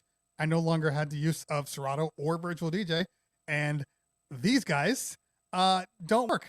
But meanwhile, right over here, I got all these records, and I can't play one of them because I can't deal with these. Yes. So it's one of those things where I was like, I could have kept going had I just had regular turntables and phases. I could take the phase off, pop the needles on, and keep on moving. So there's always that little what if scenario. And I know a lot of people are like, well, it doesn't happen anymore. It's few and far between, but it does. We had a situation on the Serato stream where the Rain 12s, they don't like being swapped between laptops. So you've got 2 laptops plugged into the 72, and we had the Rain 12s plugged into the 72, and we went from one DJ to another, and they just started freaking out, and then his Serato was crackling and stuff, and I was super happy I had the Rodecaster in the middle, flipped the camera around, turned down the DJ's audio, who's now crackling and going weird because it was just playing up and whatnot, get talking, do some comments, do some room shout outs, and then I ran off, fixed the laptop super fast, got it back on. No one was the wiser, and it was like having that backup, like you say, having the ATEM Mini not go down when your laptop did.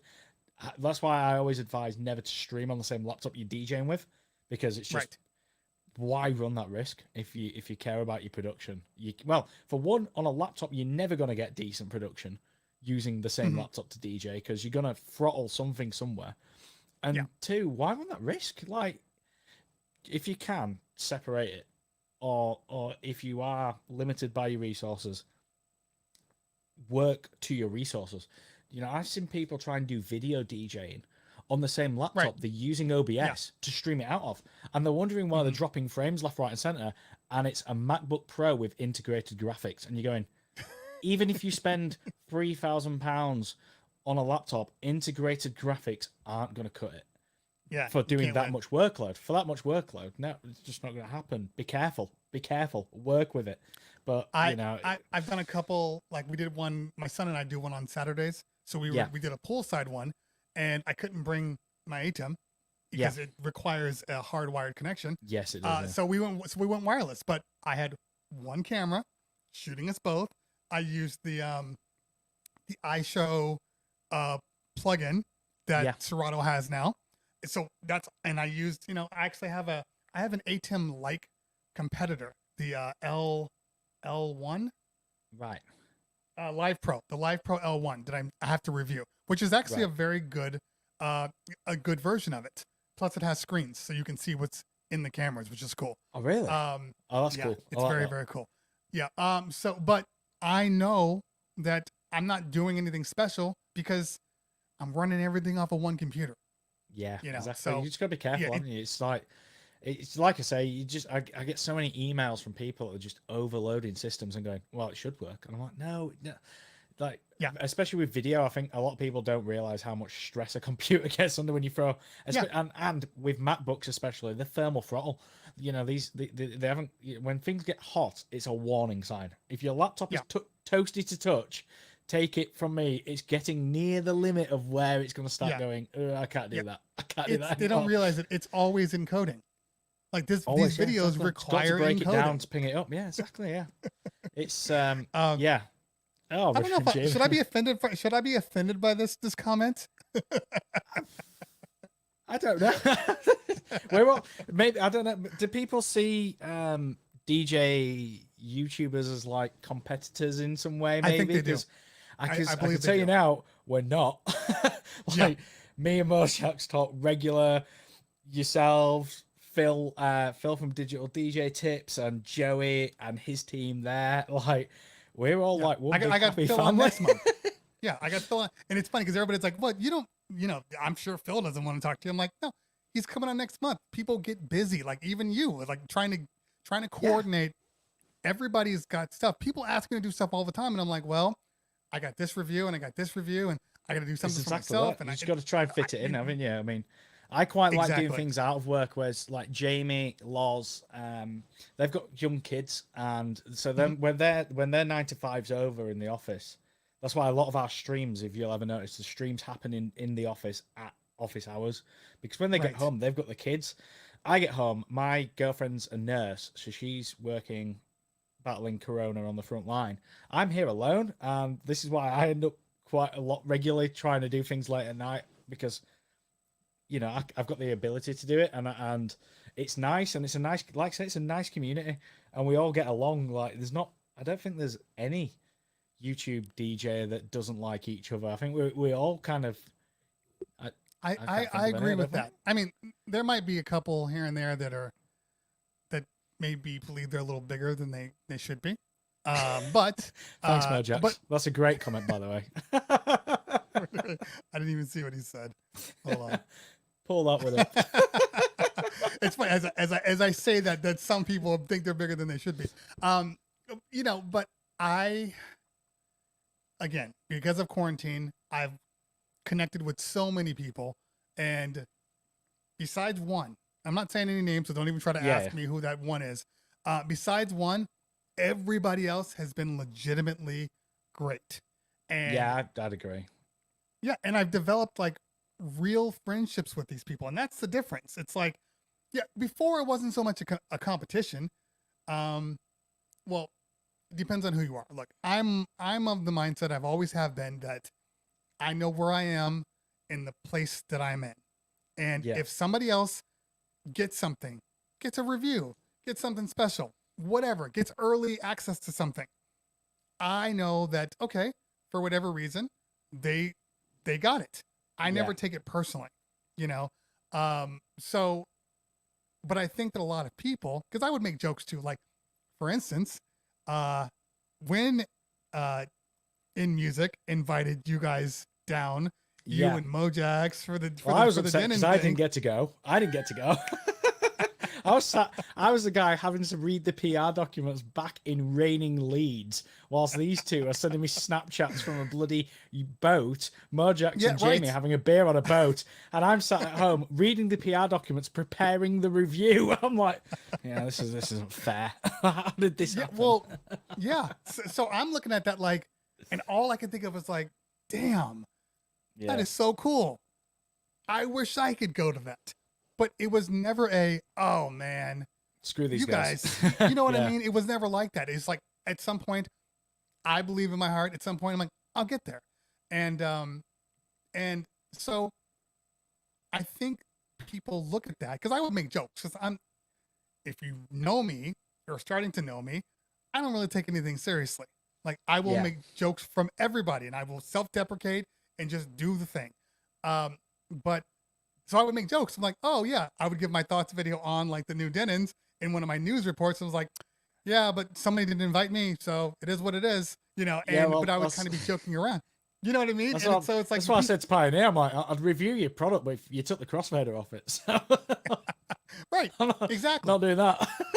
Yeah, and so I know people would always think, or like we did our quarantine DJs with like DJ Bar and DJ Woopig and all these guys, all the mobile guys, and people always just assume that, oh well, you guys don't like each other. Like why? Like I respect if I see something that's amazing, I'm the first to be like, you killed that. That was a great video, you know. And then I'm thinking, how can I improve my video? I'm not thinking, oh, his was great and mine was great too. I'm gonna go, oh, I could have done that. Well, that's really cool. Oh, that camera trick was amazing. Oh, I love the way you talked about this first before we went into that. You should constantly be learning. And everybody, Mojax, perfect example. You know, I was just about to move on. I was just about to say, does anyone review DJ equipment and not judge themselves against Mojax because his videos have been at the top level for as long as possible as I can remember? Even when you go back and you search Mojax's name, you find his original channel when I think he was probably doing it from his garage maybe, and it was still at that level. I remember buying a Crane laptop stand and finding a video of Mojax's which was so old and being like, shit, this guy was good. But instead of hating on Mojax, you get to know the guy, you know, and you couldn't wish to meet someone nicer and also someone who's willing to help you. Like, I remember Mojax saying, I can hook you up with the person that deals with that. I think it was, I can't remember what it was now. It might have been Magma Bags or something like that. Oh, I can help you out with that. I can help you out with this. And it's just like, what? If you just want to sit there and hate on someone else, like, you're never going to get that opportunity. And there's no benefit, is there? There's no benefit to that. There's no benefit whatsoever. No one's going to win. No one's going to win. Yeah. And at the end of the day, if I find something in a product that I don't like, I will usually text Chris and say, Roger, have you seen this? It's shit. Or have you seen this? And he'll go, I do the same oh yeah, but have you tried this? Or have you tried that? And you almost end up working together. And yes, we're both putting out videos that probably release at the same time because of embargoes. But that doesn't mean that if I find something, I'm going to text Chris and say, by the way, I found this fault. Have you got the same fault? Or I found this, which is brilliant. Have you also seen this? Like, that's not in my remit. I don't stand, because I think we've all got our own ways of reviewing products. And I've seen products that you've reviewed, I've reviewed, and Chris has reviewed. And I've seen people comment on all three. And the reason why people have gone to all three is because they know they're going to get slightly dynamic from all three of us.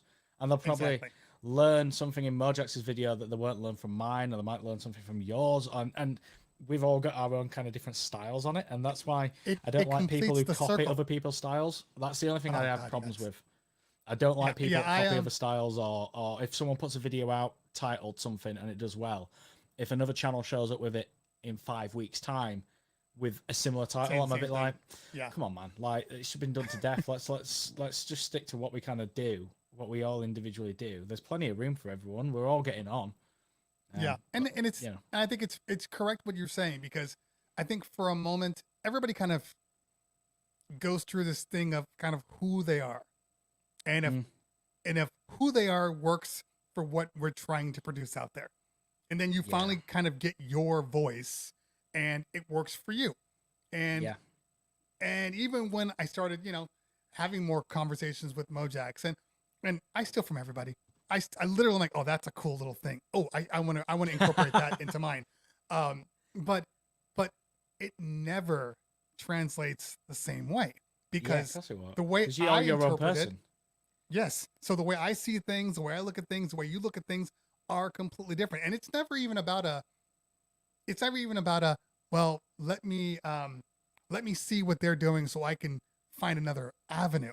It's I'm going to do my thing. They're going to do their thing. And then you put them back to back. You're like, they're so different. I think the S11 video was probably the perfect example, because I watched it is, because it's all been different. It's all been different, hasn't it? All of them. Yeah. And so that's why it's like, there's space for everybody.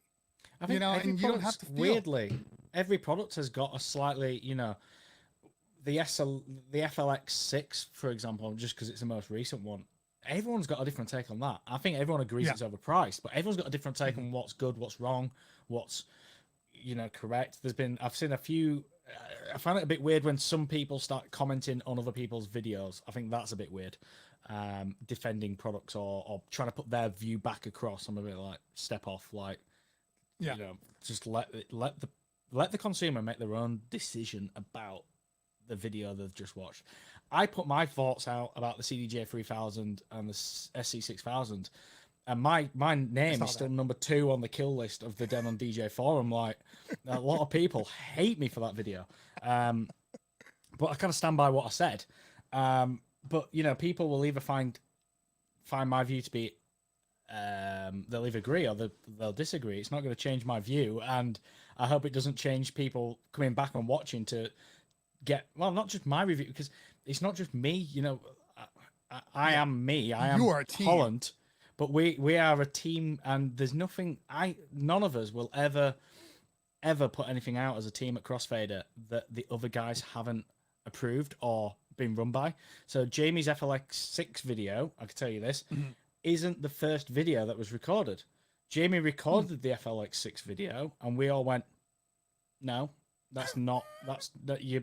You're being far too kind in a lot of areas there, Jamie. You are. It feels fake. It feels like you're trying to keep a good relationship for what reason? You've got to be honest about this. So we went back and refilmed it, and my SC6000 versus CDJ 3000 video, which got a lot of people angry with me, and a lot of people happy with me. Whatever side of the fence you sit on. Sure. That was run by everyone in the office, and everyone in the office went, yes, that is our opinion. We are a company, and that's what we portray. So that adds another element into it for us, because whereas you can just say, I am Cleveland Terry, this is my view, this is how it is. Sometimes with us, we're like, okay, this is my view, and we'll have opposing views in the office. That happens in teams. But we have to find a common middle ground and find what we want to say to our audience, because YouTube for us isn't our main focus. Our main focus is the DJ school and the students, and what we put out on our YouTube videos has to be what we would say to our students if they were sat right in front of us. So that has to be where our advice comes from. So that's why it can be really challenging to get some videos done, because you don't want to annoy people or upset anyone, but at the same time, our main focus is always the student or the people that are in there. So gotcha. That's how it kind of goes. That makes perfect sense. And I mean, yeah, you're right. I do have the luxury and or horror of being the only person that gets to review my videos before they go up. I mean, even when it comes to products we review, like there's many products I wanted to review that as a company we've said, no, there's no point in doing that. So as much as you want to review that, Holland, it's not happening. And then there's other products where I'm like, I don't want to review that. I've already used that product, or I've already used something like that. I don't like it. And they're like, no, you need to review it because it's a product people are going to ask us about. And it's, it's crazy. It's kind of difficult to to sometimes like you don't. It's not. Some people will form opinions thinking it's my opinion sometimes, and sometimes it's not. And the same for the rest of the team at Crossfader. It's kind of a group thing, and we have to come to a group decision on how a product's going to be. Well, I'm glad that you mentioned. I'm glad that you mentioned. You said it wasn't Jamie's first video, and you guys had to go back and then retweak it, because I think that's probably one of the biggest faults or pseudo faults that people want to believe when a product comes out and you get an early review of a product. You know, you review something like the S11. Yeah, and then they're like, oh, well, it's just because you got it early, so they expect you to say all these good things. And while, look, anytime somebody gives you a product early, you know, they hope that the product is going to stand for itself and that you are going to give it a good review. And yeah, sometimes I think that they give us them late to make sure that we don't find all the faults. Yes, you don't find all the faults. Exactly, which is why I did my 30-day one after the fact. But I do believe that being honest from a YouTube's perspective, from a company perspective, from a school perspective, is very important in how people see you. And if you're not going to be honest, it translates. And there was a couple of times where I saw a couple of videos and I remember thinking, that sounds like Party Line. Like that sounds like what they sent me to read if I wanted to read it exactly how it sounded. And I can't do that. I can't do that. It's not fair to me. It's not fair to the people watching my video if I'm not giving my actual honesty. Because look, when it's all said and done, you can see when people aren't being honest. It's written all over their faces, you know. And so I think, go ahead. It's just a weird thing at the moment because everything is software based these days, and essentially what you're buying when you buy a controller is you're buying a circuit board that sends a MIDI code to a computer to decode it. It's very hard. It's hard to build a bad controller these days, and I think there isn't many bad products where I'd be like, do not buy that. There's very few now that I'd be like, don't buy that. If you want to buy it. And I will always say, you know, a lot of people always email me. I get so many emails saying, should I buy an SB3 or a DDJ 400? If you take a DDJ and 400 and SB3 apart, you'll find that the circuit boards inside are near enough identical. In fact, you can swap some of the boards over from unit to unit. And so what do you want? It's software. It's not the controller. You want to be going, do I want an SB3? Do I want 400? You want to be going, do I want Serato? Do I want Record Box? And so it's very difficult sometimes. I think a lot of people go, well, you always say nice things about controllers. You always say nice things about that. And I'm like, it's hard to cock up a controller these days. I think the biggest way to cock up a controller is overprice it. And that would be the hardest way. And the Hercules Impulse 500, I can't stop singing its praises. It's got flaws. It has flaws. But that thing is well priced and comes with a lot of features that other controllers just avoid. Like it's got RGB pads. The FLX don't even have that, and it's double the price. So it's very easy to talk about that. Yeah, it's easy to make a good controller, but it's very difficult to make a bad controller sometimes. So it's hard to criticize sometimes. And I think sometimes when people watch reviews, they want to find a criticism rather than a praise. And I find it sometimes it's like, I'm really going to be picking at something if I'm going to criticize it, unless it's a glaring flaw. It's going to be difficult. It's easier to compare it to another product and say this one excels at a similar price point and go, actually, this one, you know, because at the end of the day, they all kind of do the same job these days. Yeah, they do. It takes not always, but you know what I mean? But to make a bad piece of equipment that you've spent, you know, $700, $800, $1,000 on, I haven't found anything in that price point that has made me go, don't buy it. Every single piece of equipment has been good enough. Yeah, and I found, you know, you think what I found a lot recently is changed from when I first started DJing. When I first started DJing, you had these budget brands that were putting out controllers that weren't that good. I mean, they all had their own place in their markets respectively. But when you've got I don't want to like brandish brands with bad names, but when you've got the likes of people like Hercules, who used to be a very budget controller, people. You know, they never really pushed for an expensive controller. They knew their place in the market. They said, we are a cheap controller, entry level. This way you begin, this way you start. And they used to do some really corny things and put green glowing lights all over them and make them really cheesy. When you've got them guys putting out really, really solid controllers now, and you've got, you know, Newmark's controllers are stunning this year. Yeah, like the Platinums Platinum are and the really, Pro. really good. Oh, Yeah. like when that's your entry level now, that's your beginner controller. Even Pioneer with the DDJ 200. I'm not a massive fan of the 200 because of the way the audio works in it. But audio aside, for $100, like, yeah, if that's the level we're at, you know, it's going to be hard to criticize products these days. So, yeah. No, struggle to I criticize. agree. Which is, and I think the Platinum, or you know, both Newmark, they were the reason that I had such a hard time with the Flex. Yeah, because same. You know what I mean? Because I'm like, I know what I can get there. Yeah. Or the SR2. The SR2 is one of my favorite Serato controllers of all time.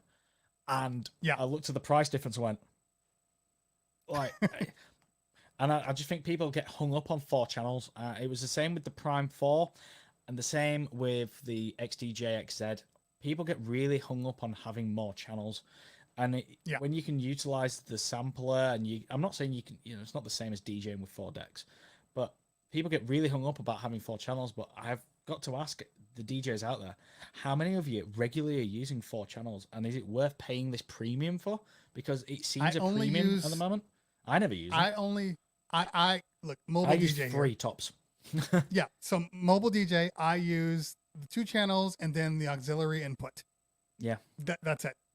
Yeah, Those I use 3 channels fleetingly, very, very, very fleetingly. If I'm in the middle of a routine and I've got 2 instrumentals and an acapella, and that's rare because I just don't do it that often. Right. So would I want to pay that much more? Like, just I can't warrant it. But if that's what you want, then by all means, go ahead and pay extra for the 4 channels on the FLX, because it is, you know, it's still a record box controller, and record box is superb, isn't it? So yeah. So I know we're gonna hang on for a couple more minutes, and then we're gonna kick you off because I know you're like me, you'd stay on forever, and I don't want to do that to you. I probably would, you know. Somebody said top hardware release of 2020. I actually today in the office, I said we should do a best of 2020 video, and it kind of got shot down. I got shot down. So yeah, they were kind of like, well, I don't know if it's a video, it might be something else, you know, it might be like more of a web article or something. But yeah, I was thinking about this. I'm gonna go with.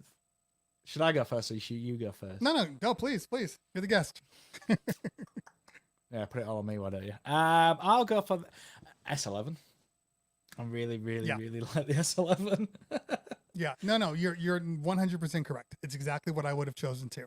Yeah, DJ the S11. There's been some good ones. There's been some good this year. There have been some, but the S11, it's hard to believe that in this period, you can still call a 2-channel mixer a game changer.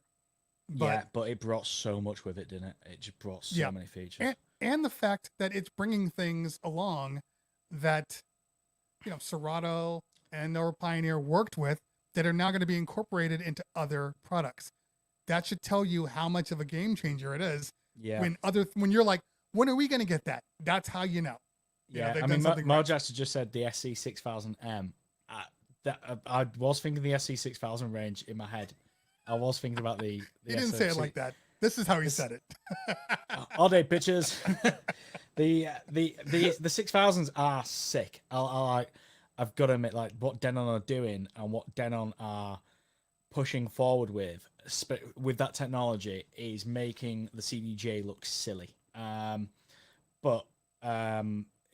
S11, I just found it was a product that when I played on it, I just wanted to play more, and everyone in the office had that feeling. Whereas the 6000 wasn't a monumental jump from the 5000, so it was still brilliant. It's like a way better product, but the S11 over an S9 was like bang. Jeez. And I think that internally, Mojax is correct the V10 is probably, internally speaking, engineering wise, the most important mixer to come out of Pioneer for the future. 100%. Yeah. And if we've got anything to go by, I imagine the V10 will be the start of a long and successful range of mixers. Yes, agreed. I cannot see them sticking with just the 6-channel for this. And if I was Alan and Heath, I would be going, this is good.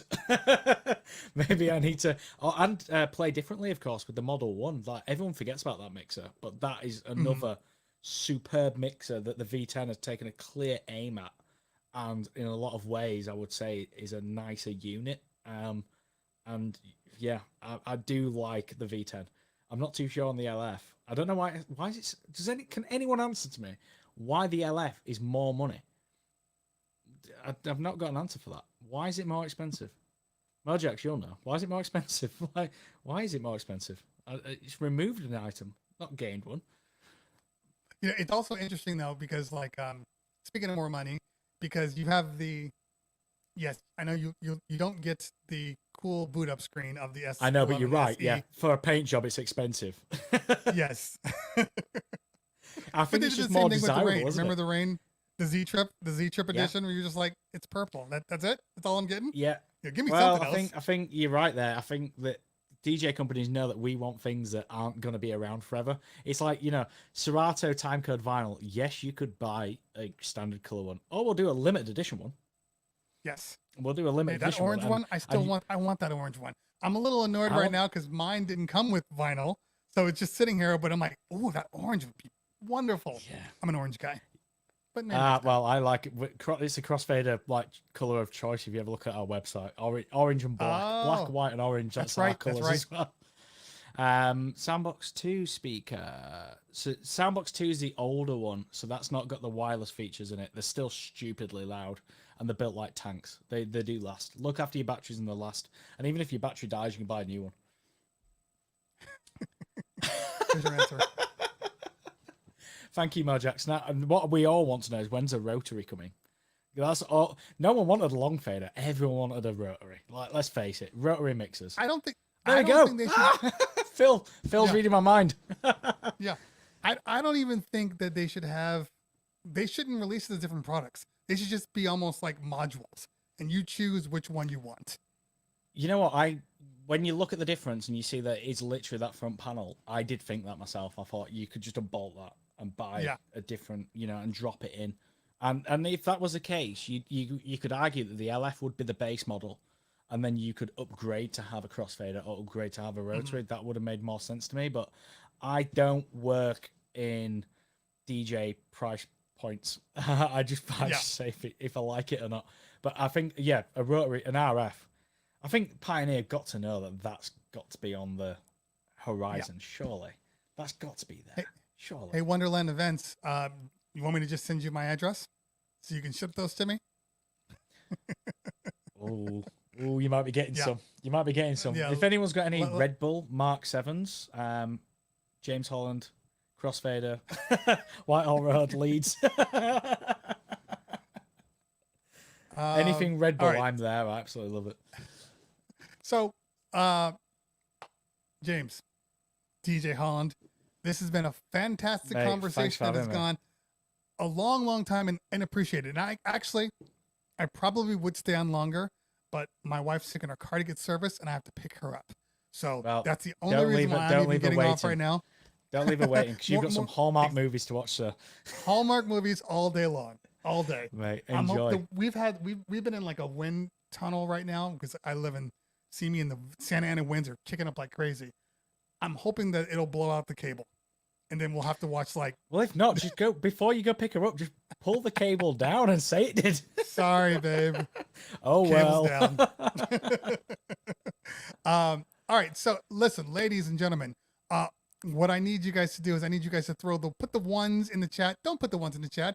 Put the wake up emote in the chat. If you guys are subscribed to me, put the wake up emote in the chat right now. If you really love this conversation, Mojack's not going to happen today, pal. You can leave. You're right. You actually don't need me on here, especially with Really? StreamYards. Will they just roll over? with StreamYards, that's another one of the Can good you do ones. that? If you, you just. I had my the circuit went out on my box, and I lost the internet, and I had a guest on, and I was thinking that the show was over. Yeah, so I'm texting people like, "Hey guys, just sit tight. I'm just restarting," and they're like, "We're good." I'm like, "What do you mean we're good?" I opened it up, and then he's just chatting along through the chat. It's like, okay, all right, StreamYards. That's brilliant. You win. Yeah, StreamYard for the win. That is amazing. Thanks for having us, mate. I've enjoyed this chat. It's been brilliant. It's nice to chew the fat. Oh man, it's nice to to my pleasure. My pleasure. I tried like I told you before. I try to keep it relaxed, casual, and we've talked everything. We've done movies. We've done TV series. We've done DJ equipment. We've done DJ updates. I mean, breaking news when DJ products are released whilst we're on the air. now I have to go install it and shoot a video real quick. And pull down your cable. And pull down my cable. She's like, how come you can still upload?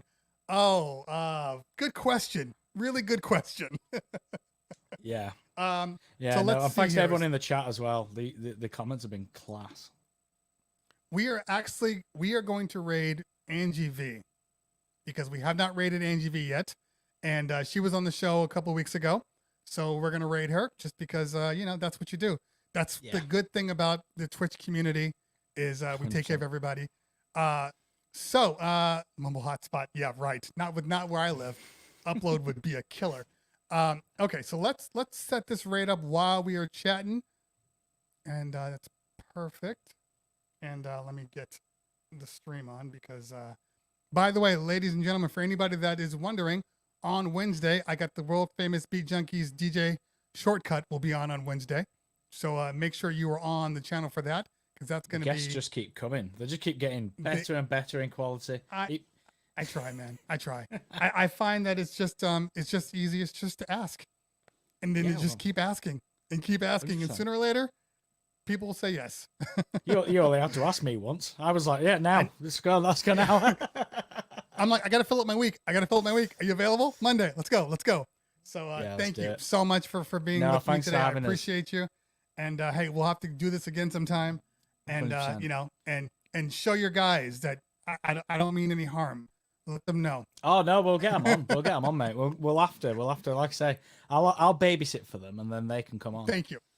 Appreciate that. No All right, problem. y'all. We're gonna start this raid up right now. Appreciate you, Holland. We'll see you next time, pal. Thank you very much. Right, see you soon, guys. Thanks. Cool. All right, buddy. All right, that was an amazing show. Yeah, I have met so many cool people because of Twitch, and this would have never happened if it weren't for Twitch. So I appreciate him for coming on. I appreciate everybody that comes on. We're working on Boom Bap Kids. We got them on soon. I want to get you guys on before Christmas. Let's do that.